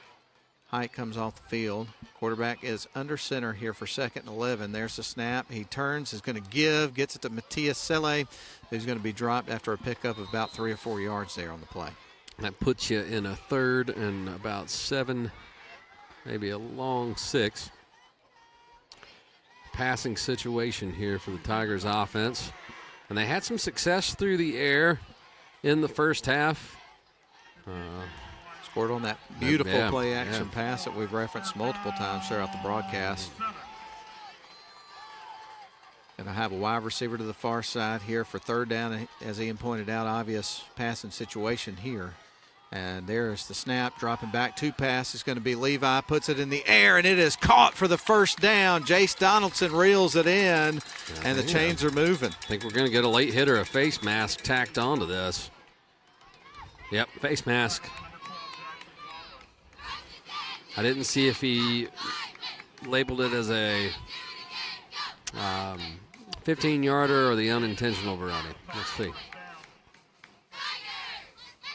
Unintentional variety, it would appear. Yeah. Nope, he's still marching. Never mind. Okay. Scratch that. Yeah, so. It looked like he was going to stop there for a second. And he's still going. Yeah, he had stopped Keep at 5. on going. There we go. Yeah, a little more. How about a little more?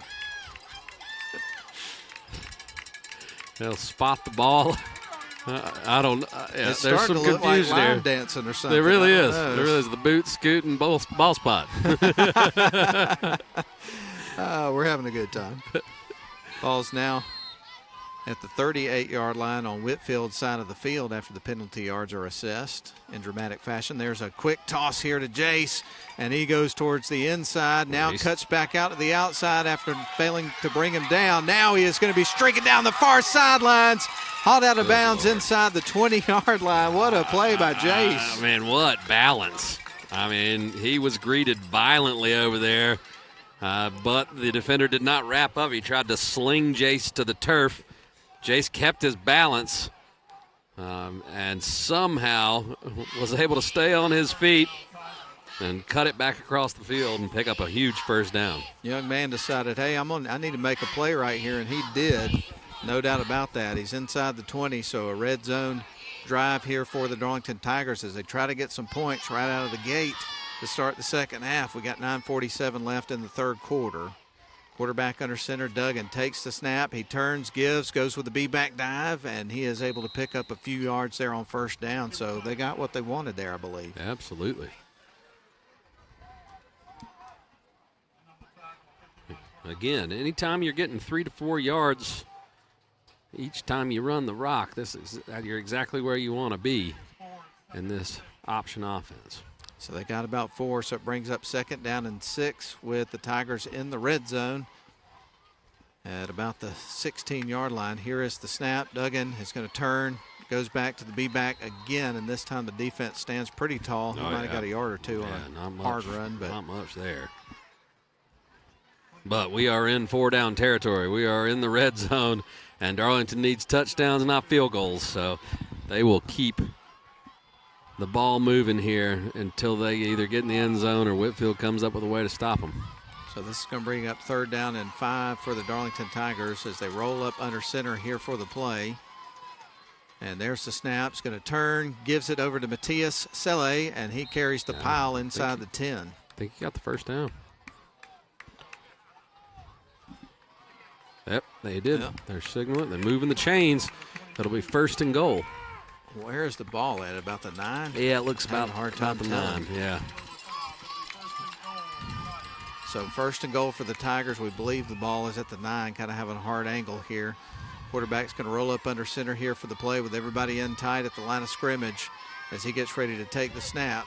Levi takes the snap, turns, gives it right back to Matthias, stays up, drives the pile, and he is in. Touchdown, Darlington Tigers from about 9 yards out. Matthias Selle is able to get some points for the Tigers, and that's exactly what you wanted if you're Darlington. Yeah, absolutely. A 70-yard drive, methodical drive from the Darlington Tigers, working their way down the field and getting points coming out of the locker room and trimming into this lead.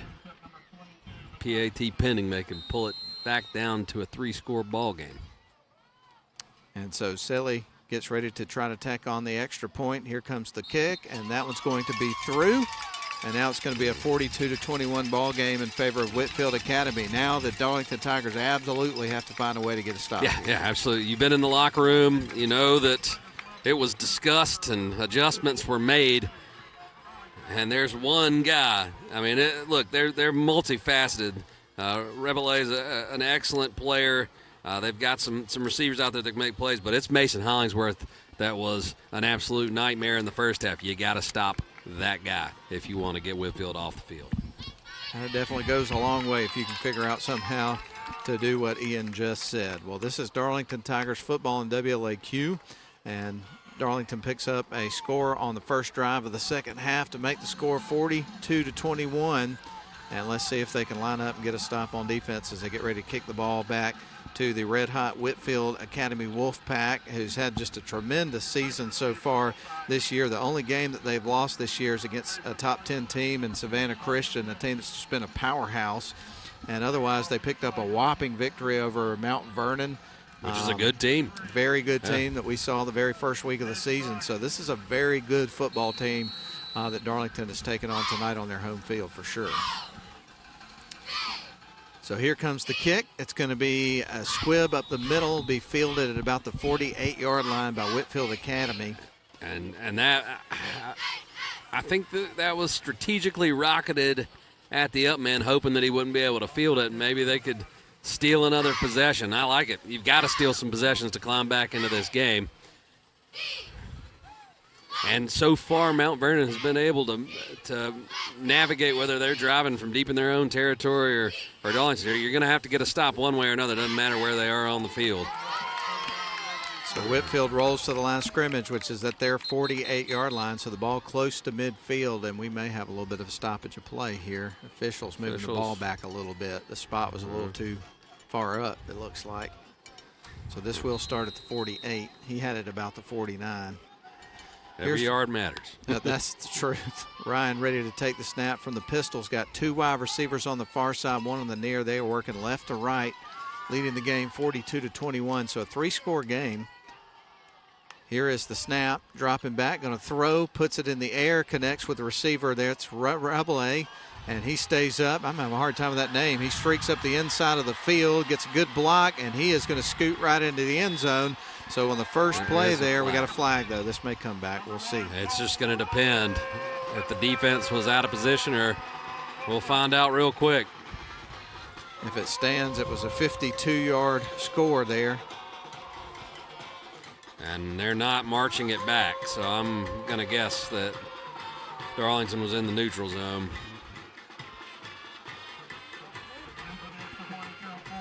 And we get ready for the extra point attempt here from Bo Bradford, who's been perfect for the game.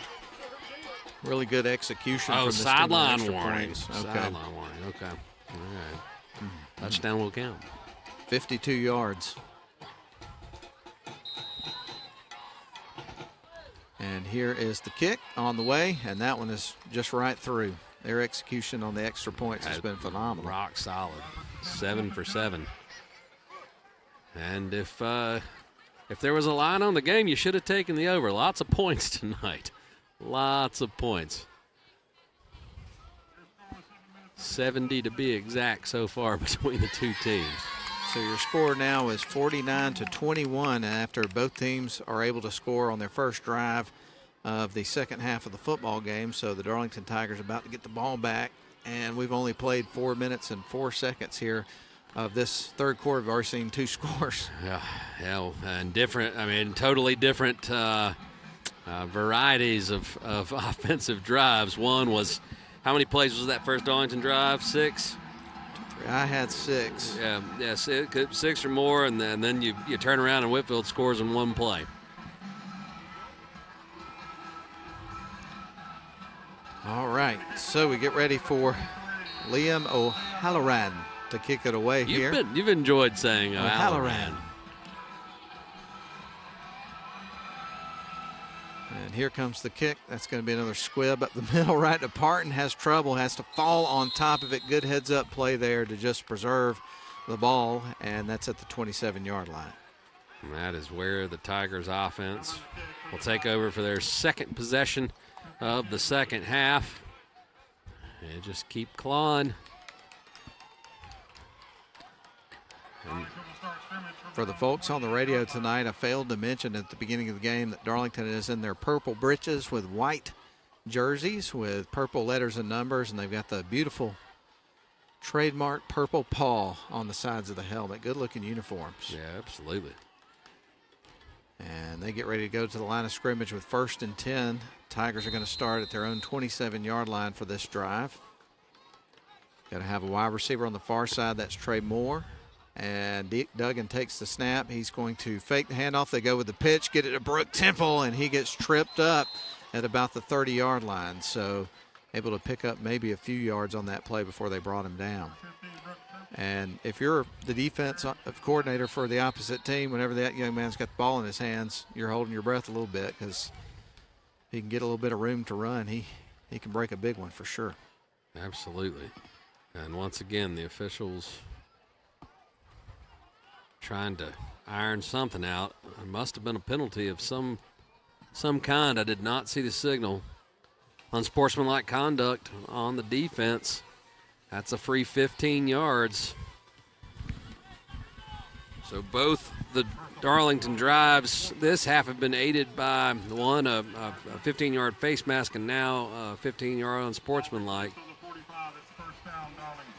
And now the ball is at the 45-yard line after the penalty yards are assessed, so they get ready to go back to the line of scrimmage here. So the Tigers line up here at the 45. Quarterback under center. Duggan takes the snap, drops back, looking to throw, puts the ball in the air. Pretty good ball, and it's going to be incomplete. Two defenders on the receiver, Trey Moore, and couldn't quite get it reeled in. Yeah, he had a safety defending over the top, so that was actually double coverage, but Duggan almost dropped that thing in there. It was close. So the Tigers will go back to the drawing board here on 2nd and 10 after the incomplete pass.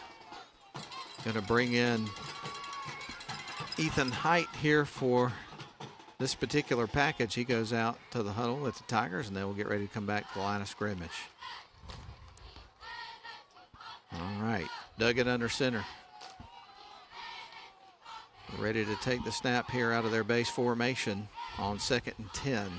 There's the snap, going to hand it off, try to run the trap play off to that right side, and the defense was dead ready for that. They were ready for it that time. The trap has picked up 5 to 6 yards every time they've run it tonight. Until that one. That was stopped flat at the line of scrimmage. It'll be 3rd down and long for the Tigers. Ball carrier on that play was Brooke Temple. Let's see what they go to here for 3rd and 10. Back out on the field here is going to be Caleb Covington. Ethan Height will take a break on this package. Going to have 2 wide receivers to the near side. One of them split wide on this near side end. It's going to be Jace Donaldson.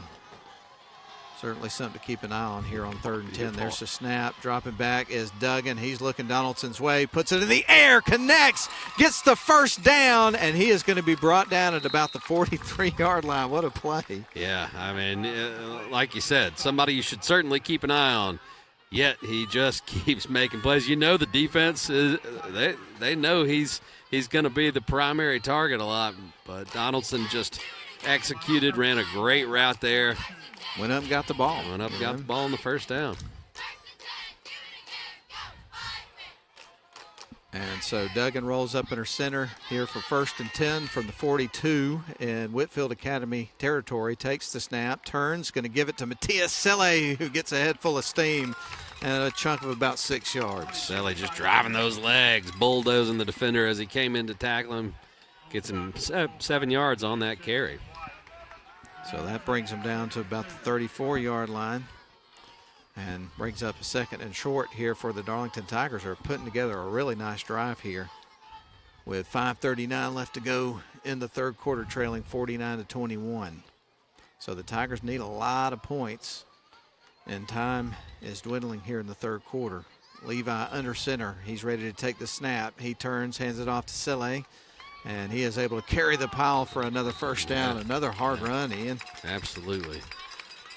Selle, just a freshman, getting this experience at B-back. He was getting some playing time before the injuries, but when Miles went down, and then they also lost Crawford Pettit in the first game of the season, Selle was really pushed into action, and he's done a great job, I think, at that B-back position.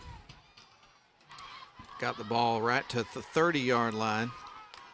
And the Tigers a 1st down. Under center, they're going to line everybody in tight here out of their base formation. There's the snap. He turns, is going to hand it off to Selle.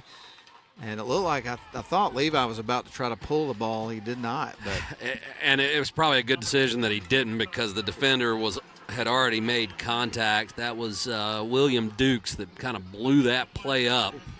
And that pull could have been disastrous there, even though the play was kind of blown up in the backfield. And so the Tigers will go back to the line of scrimmage at the 30-yard line with 1st down and 10 coming up here after they couldn't get anything going on that play. Going to have a couple of wide receivers to the near side, one in the slot. That's going to be Moore. There's a quick pitch here. They get it to Jace Donaldson, and he runs it to the near side, streaking down the sidelines. I think he got about the 13 or 14-yard line, I'm guessing. again, where we are, we're kind of at a strange angle, a little bit closer to the field, so it's kind of hard to tell where they're at, especially when you get screened by the tent. You got the injury tent over there as well, so hard for us to see. I think they're at the 16. But as the Darlington Tigers cheerleaders just said, 1st and 10, move that ball again. So again, 1st and 10 from the 16. Duggan under center, going to have a wide receiver split far to the right.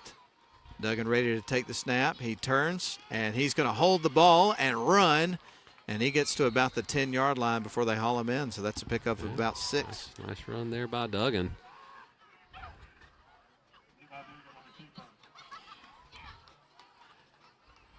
I'll tell you what, the clock here has been strange all night. Like without that being a first down, it should be running continuously, but it's just been sitting at 4:03. That brings up 2nd down and about 4 here for the Darlington Tigers after the pickup of 6. Gets them down to the 10-yard line. And now they're going to line up with 1 or 2 receivers on the far side. There's the snap. Duggan is going to run the football, runs it towards the near side, dives towards the end zone, gets to about the 2. So 1st and goal. They're in business. So the Tigers go back to the line of scrimmage. 1st and goal from the 2-yard line coming up. Let's see if they can punch it in here real quick. 49-21 your score. Both teams scored on their first possessions. Darlington trying to score on their second possession of the second half. Levi Duggan under center, ready to take the snap. He's got the ball, turns, hands it off to Matias, and he scoots into the end zone, untouched, 2 yards for a touchdown. Selly's second score of the game. And the Tigers are 2 for 2 here in the second half. They've gone 70 yards and 72 yards on these 2 drives. Both were aided by personal fouls, so that helped. But great execution. We saw a big 3rd down picked up in the passing game from Duggan to Donaldson. Selly, who just scored, gets ready to attack on the extra point, and that one's a low kick, but it is through. Snuck and he through. Connects. Yes. Yeah, he's been blasting them through. These last few have just been boom. That one had plenty of velocity. Didn't have much height, but he got it through. So with 3 minutes and 10 seconds left in the 3rd quarter, it is 49-28 in favor of Whitefield Academy. But in the fashion that we've seen all season long, this group of Tigers just keeps battling and trying to get back in this ball game. I mean, there have been so many times, and we talked with Coach Groves about it. Heck, in just one game this season against Ridgeland, there's been so many times where, these are young men out there with the emotional teenage boys, right? But somehow he's instilled a culture where they don't let that get the best of them. They don't get too high or too low. They could have walked in that locker room and hung their heads and said, "Man, they really whipped us," but that's not allowed by the Darlington Tigers coaching staff, and that's impressive. Impressive that these young men have received that and the way the coaches have handled, building this culture. Matias Selle has both touchdowns of the second half here for the Darlington Tigers. We've got the Honeymoon Bakery icing on the cake player of the game coming up after the game, and he's certainly thrown his name into the hat, hasn't he? Yes, he has. Here comes the kickoff from Ade Desalu. A squib up the middle is fielded about the 38 with a little bit of adventure there, but Whitefield Academy is able to cover. And they will take over. And we'll see what the Wolfpack come out and do. The only time they did not score was when they ran out of time. They have been so efficient on offense. And we'll look to protect this lead. So Whitefield Academy goes back to the line of scrimmage. And they are going to start at their own 38-yard line here on this drive, leading 49-28 over the Tigers. 2 wide receivers near side, 1 far side. Ryan takes the snap, gets it off to Hollingsworth, and he gashes for about 6 or 7 yards, and it looked like he was going to get nothing. Yeah, I know. That's what I was about to say. Even when the Tigers look like they have it defended well, Hollingsworth just seems to get a minimum of 5 yards a carry. He's just one of those dudes, man. Yeah. I mean, he's so tough to bring down. 2 wide receivers to the near side, 1 on the far side. Pistol formation. There's a snap to Ryan. He's going to give it right back to Hollingsworth, who breaks free, gets another first down across the 50 to about the 47. And that'll move the chains. I don't know how many yards Hollingsworth's had in the game, but he's having a heck of a game. 200 plus without question. Yeah. 2 wide receivers to the near side, 1 on the far side. And Darlington's had to defend a couple of the best running backs in the state. Yeah, Bazarski earlier. Bazarski's got the most yards of any running back, I think, in the state of Georgia right now. Down to the 42-yard line goes Hollingsworth again. I mean, we're getting a heavy dose of him right now, for sure. Yeah. 3 carries in a row. He's well over 20 carries in this game.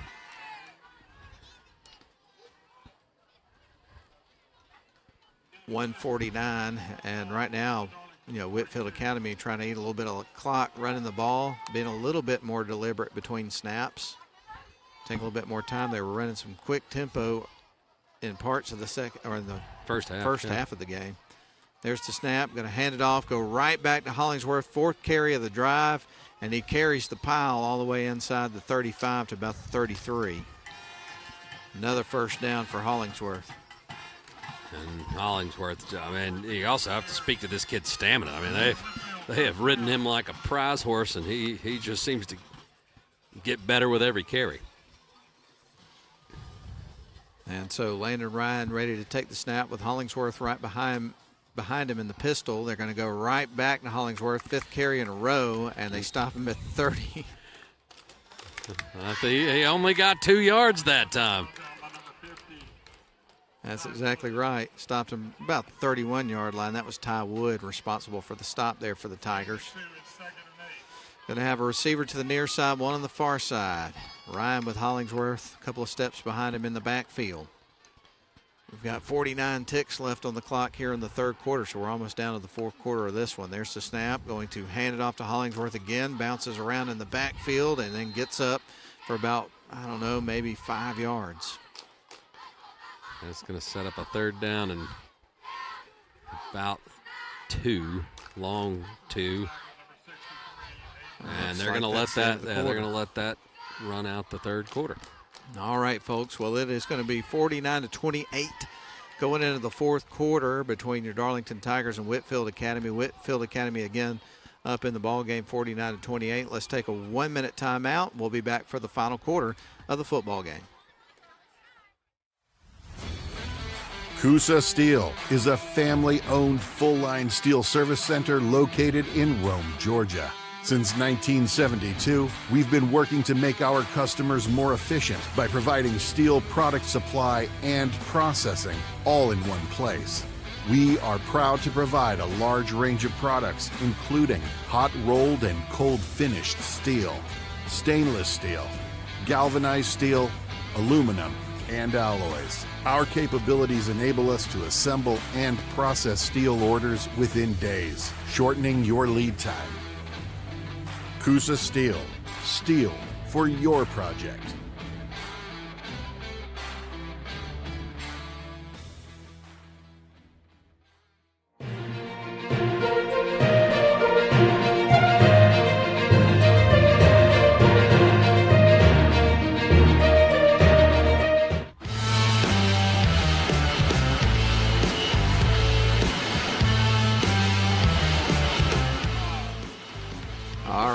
They're going to line up working from right to left.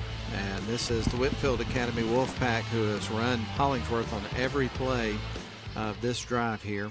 And it carries over into the 4th quarter. So we're just now ready to get started with the 4th quarter with Wolfpack leading at 49-28. Pistol formation, Hollingsworth in the backfield.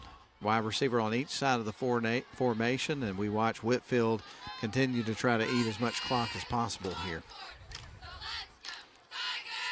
There's the snap to Ryan. He turns. He's going to hand it off, gives it to Hollingsworth, and he's going to be stopped after a gain of a few yards. That should be a first down. About 4 or 5 yards once again. Got it down to about the 21-yard line on that carry, about 4-yard pickup, as you mentioned. And so Whitefield Academy goes back to the line of scrimmage here in that pistol set. Going to send a wide receiver to the far side, one to the near. And from the 21, they get ready to take the snap, 1st and 10.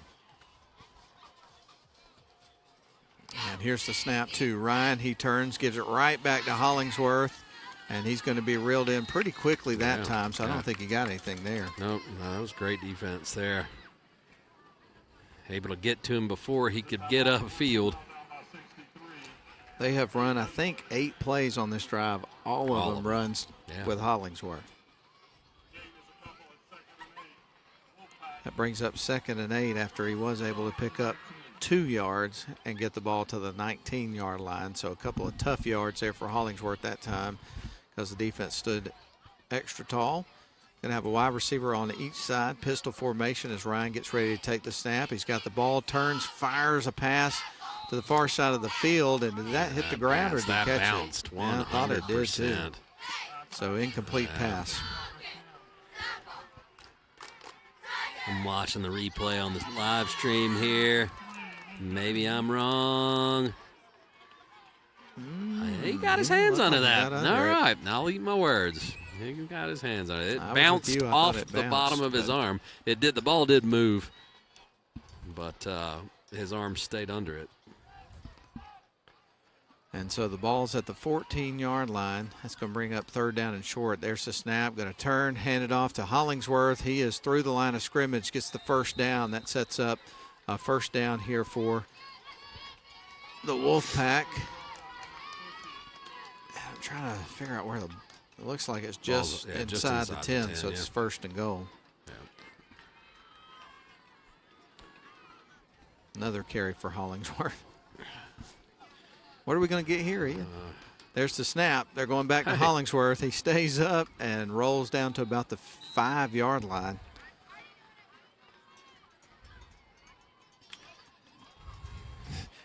Well, we've had a couple of games. We got a heavy dose of Bazarski back a few weeks ago, and this time it's been the entree's been Hollingsworth. All right, so this is going to be 2nd and goal. There's the snap to Hollingsworth. He stays up, dives into the end zone, and that's going to be a touchdown there for the Whitefield Academy Wolfpack, and he goes from about 5 yards out there. And an impressive drive there. How many plays, Matt? Oh, gosh, I think 12 plays, but I'm not 100% And 11 of those were handoffs to Hollingsworth. You had one pass out there where they threw it to Parker Shem. Other than that, they just handed the rock to their bell cow and let him work. Bo Bradford to tack on the extra point, and it's right down Broadway. He has been money on the extra points. Yeah. And the score moves to 56-28. With 9 minutes and 15 seconds remaining here in this football game. So Hollingsworth is able to notch another touchdown here in the ball game, and Darlington will get the ball back here with a pretty big hill to climb with this amount of time left to go in the ball game.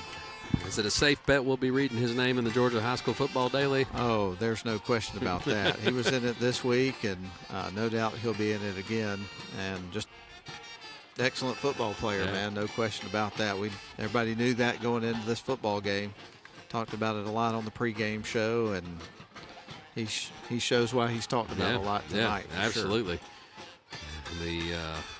The praise has been earned by that young man for sure. Well, after tonight's game is over, the Tigers are finally going to get the opportunity to be back at home coming up next week, and they will host Haralson County. And going into the night, Haralson County's had a good season so far. I think they've won 3 games. They're 3-1. They have the night off tonight. So Darlington back at home at Chris Hunter Stadium next week. Donaldson going to bring it out after the kick. Chance to return one here, gets across the 25, and then he goes out of bounds. Another train goes by right behind us. We're used to that back at Chris Hunter Stadium. We got a Darlington Tiger down. I believe that's Ethan Height. And it does look to just be a cramp. After tonight's action, we're going to get you right over to the Rome Orthopedic Center High School football scoreboard show as we begin our trek back to Rome and Floyd County this evening. And, of course, you can stay tuned directly after the game because we're going to have the 4th award of the season for the Honeymoon Bakery Icing on the Cake player of the game, which we always look forward to. And sometimes is really a stressful decision to make because you have so many guys that contribute to the team each and every week. That is true. None more stressful than that Ridgeland game. Good Lord, that was tough. That was tough.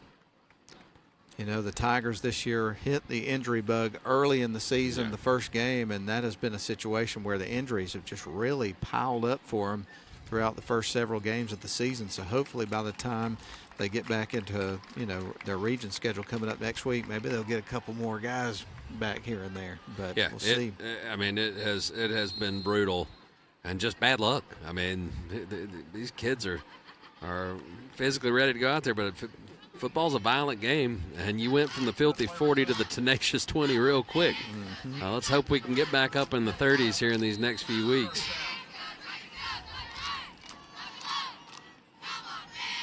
And so the Tigers go to the line of scrimmage, which is going to be the 26-yard line here with a little over 9 minutes to play here in the football game, trailing 56-28. And Levi's got the ball. It falls on the turf. It's still loose. And did the Tigers get on top of that ball? I think they did right there at the last second. Yeah. It's quite a scrum to try to get it. Yeah. But they were able to fall on the ball and retain possession. So, whoa. Avoided a disaster right there. Yeah, absolutely. And they've gotten back on all but one of them. Balls hit the turf 5 or 6 times. Only one of them was recovered by Whitefield, but that one was a scoop and score for a touchdown late in the second quarter.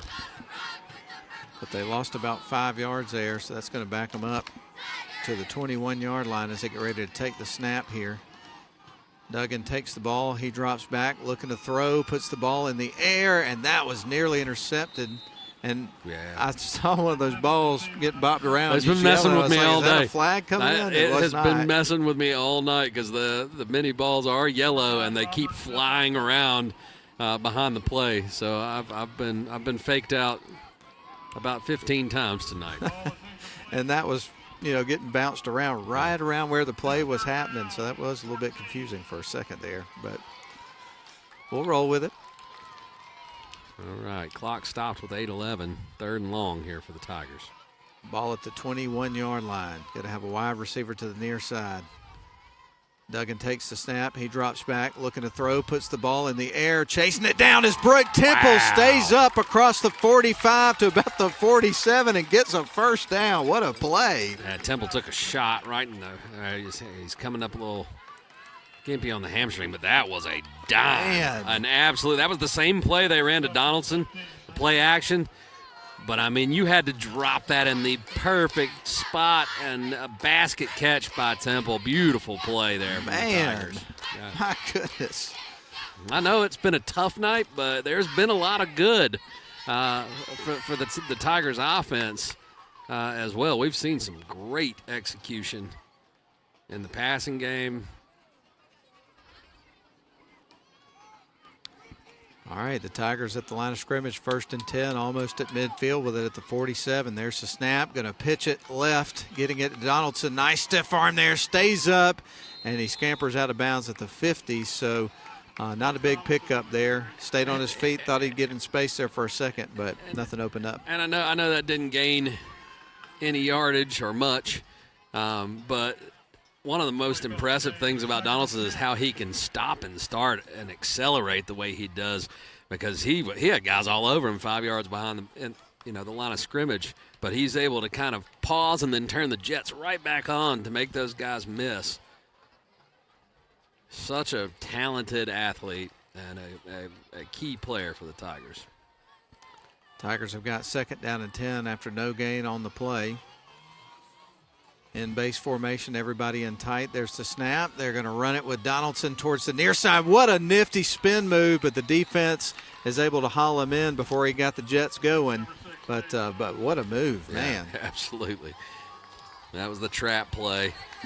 And the middle was clogged up. He bounced it outside, avoided losing 3 yards with that spin move you talked about. Man. You can pull one of those, man. Oh, yeah. I would pull something. I'd be in the hospital if I try to do that for sure. Middle age is kicked in hard. Slips up on you, doesn't it? It really does, man.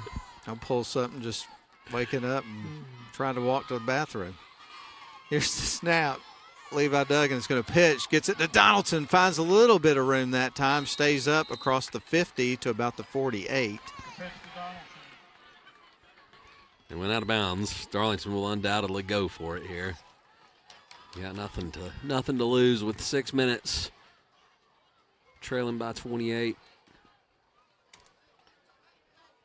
See if you can extend this drive. They've been really good in these 3rd and 4th down situations. Got to have a wide receiver to the far side, one on the near. The one on the near is going to be Zayden Simpson, the sophomore. So 4th down and 6 for the Tigers. There's the snap. Duggan dropping back, looking to throw, has company, puts the ball in the air to an open. Jace Donaldson gets the first down and goes out of bounds inside the 40. What a play. And again, clutch on 4th down. The Tigers find a way.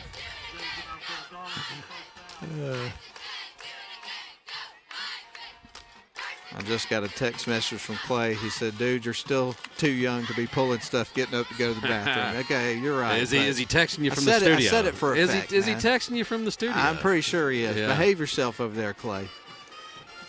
We're watching and listening. Everybody's in tight, 1st and 10 from the 39-yard line. And here is the snap. Quarterback's going to hand it off, go with the B-back dive there, and pick up about 3 or 4 yards. Matias Selle with the carry.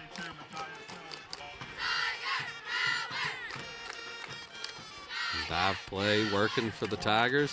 Foundation of this option attack. Selle, just a freshman, as we've mentioned. Going to thrust into this starting B-back role, and he's handled it well. 2 touchdowns on the night for him.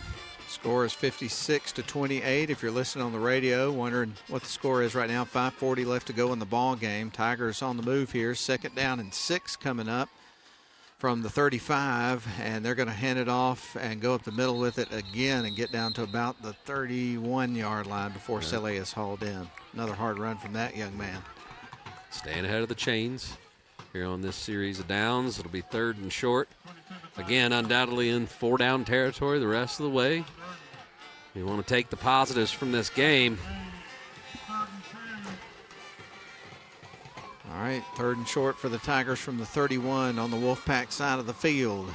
Under center is going to be Duggan. Base formation, everybody in tight. There's the snap, going to fake the handoff. Quarterback's going to run, dives forward.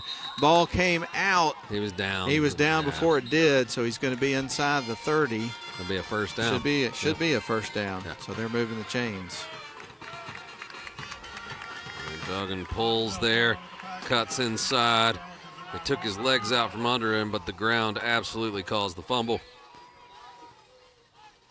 He is a tough customer, no question about it. It's been out the last couple of games. Comes into the game with a glove. Got a pretty banged up hand after game 1. Here's the snap to Duggan, 1st and 10. Going to put a pass, and it is intercepted by Whitefield Academy. Streaking across the field is number 12, Jackson Wallace, and he's going to be out of bounds at about midfield. And the drive stalls out with the 3rd turnover of the night, and that's the 2nd for Jackson Wallace. He had the scoop and score. Yeah, so now he can add an interception to his resume this evening. And with 4:19 left, you'd think Whitefield would come out and just try to run the clock out.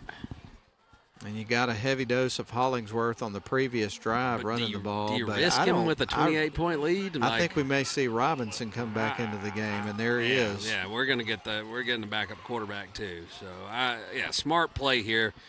Game is in hand for Whitefield. You don't want to risk getting an injury to one of your best players at this stage.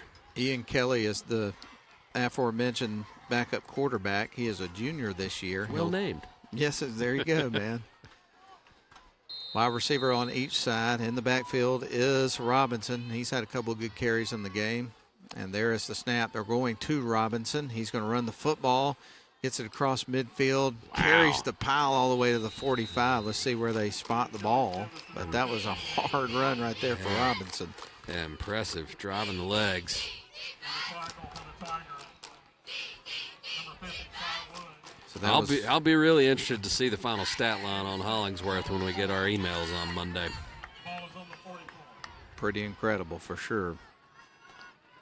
So Robinson with a good carry of 6 yards there sets up a 2nd and 4. There's the snap. They're going right back to Robinson. And this time gets maybe a yard or 2, setting up a 3rd and short. So 2 carries from Robinson as Hollingsworth is on the sidelines for the remainder of the game.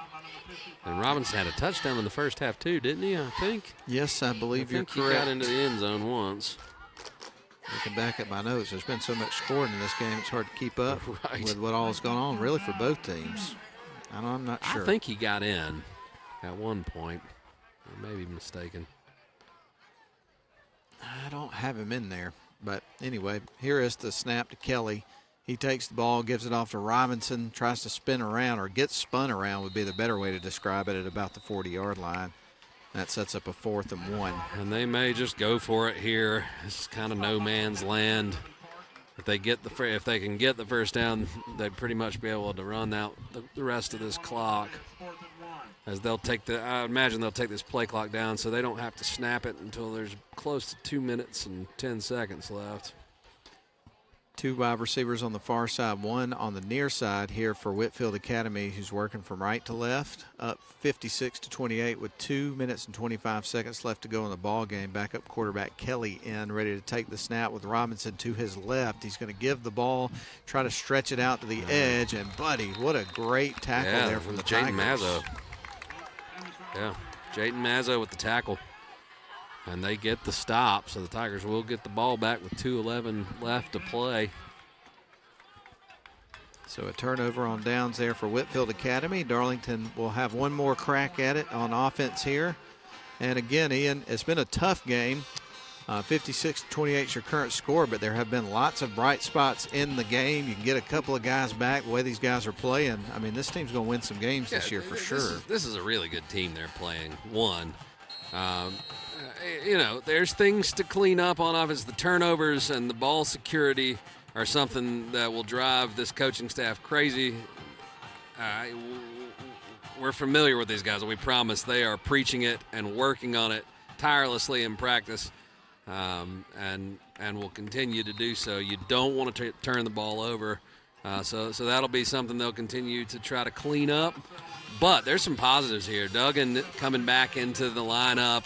He really threw the ball well. He'd like to have those interceptions back, but you feel like this offense is kind of finding themselves, and if you get a couple of these players back in the lineup, they could be dangerous going forward. And I think the internet has gone out at the radio station because I've lost connection, so we'll just keep rolling with the video stream. But nonetheless, Tigers are going to run the ball.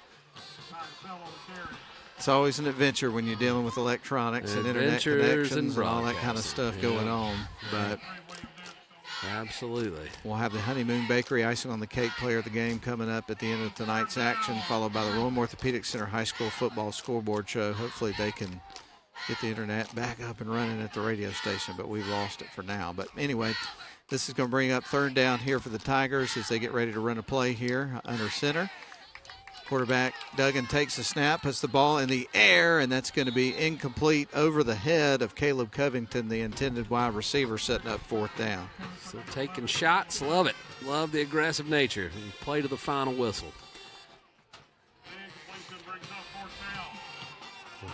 I don't know what point we dropped. I just know my phone started ringing. It's the board operator back at the radio station trying to let me know because obviously I was not aware of it. But anyway. How do you troubleshoot that from it's pretty hard to do it. It's pretty hard to do it. You got to have somebody on the inside handling that one. Yeah. And so the Tigers go back to the line of scrimmage, see if they can come up with some positivity here on this 4th down play and keep this drive going. There's the snap. Quarterback's going to hand it off. They will run it. And that's going to be pretty close right there for Selly. We'll see. It's going to depend on the spot. It is very close. Whitefield on the sideline, their offense is trotting out. So I think they'll be able to come out and take a knee. So a turnover on downs for the Tigers. Whitefield Academy will get back to the line of scrimmage here and finish this thing off. But it's 56-28 on the turnover on downs. And there's some floppiness to my papers. The papers are flopping. So you mentioned we're still live with Northwest Georgia Media's video stream with those of you who are with us on the Darlington YouTube channel.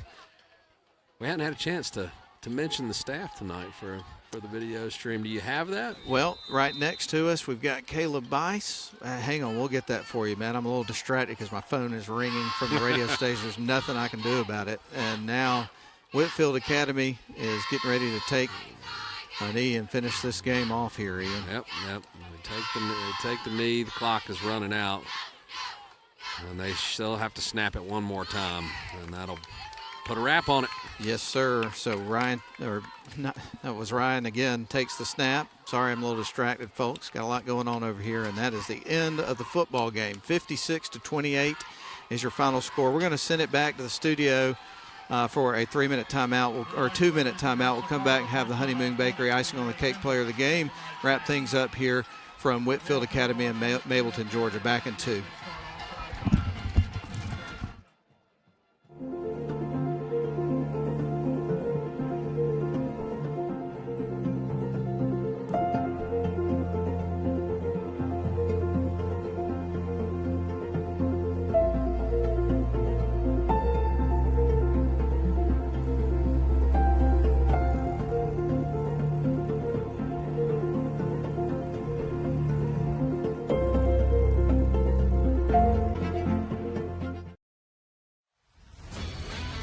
Coosa Steel is a family-owned full-line steel service center located in Rome, Georgia.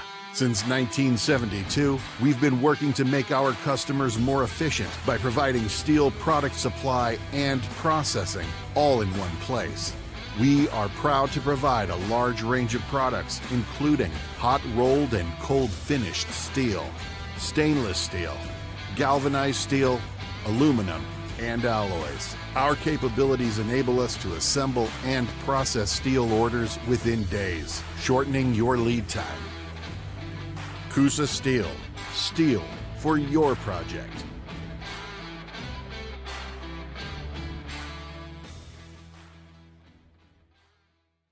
Shop for your next car, truck, or SUV at Riverside Auto Group. Check out riversideautogroup.com today to browse their selection or visit with them in person at Riverside Chevrolet GMC in Rome, Riverside Toyota in Rome, and the all-new Riverside GMC Cadillac in Cartersville. Locally owned and operated by the Welburn family since 1974. That's Riverside Auto Group. Visit riversideautogroup.com.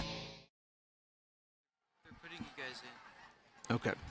I think we are back here live, and we are glad you're with us one more time from Mableton, Georgia, home of the Whitefield Academy Wolfpack. They pick up the victory tonight, 56-28, and now it is decision time. The Honeymoon Bakery icing on the cake player of the game. It's always a tough decision, but what have we got tonight, Ian? It sure is. A lot of great performances tonight from the Tigers as they had a tough night as far as the outcome, but some gritty performances. But we're going to give it to the freshman B-back, Matthias Selly. 2 touchdowns on the night, doing the dirty work between the tackles.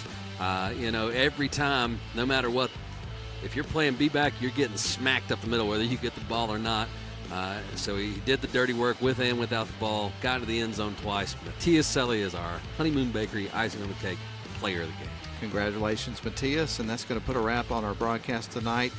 The Darlington Tigers season record moves to 2-2 on the year. Again, coming up next week, they're going to be back at the friendly confines of Chris Hunter Stadium as they get ready to take on the Haralson County Rebels in their first region matchup of the year. Super excited about that. Make sure you tune in, whether it's on the radio or on the live stream. But the best thing to do, Ian, as we always tell you, be at the game. That is the place to be. So we're looking forward to seeing y'all at Chris Center Stadium coming up next week. That puts a wrap on it for us here. For Ian Griffin, I'm Matt Davis. For Lynn back at the studio, the whole video crew, we appreciate you tuning in. Again, the final score tonight, Whitefield Academy 56, Darlington 28. So long, everybody. Hope you have a great evening.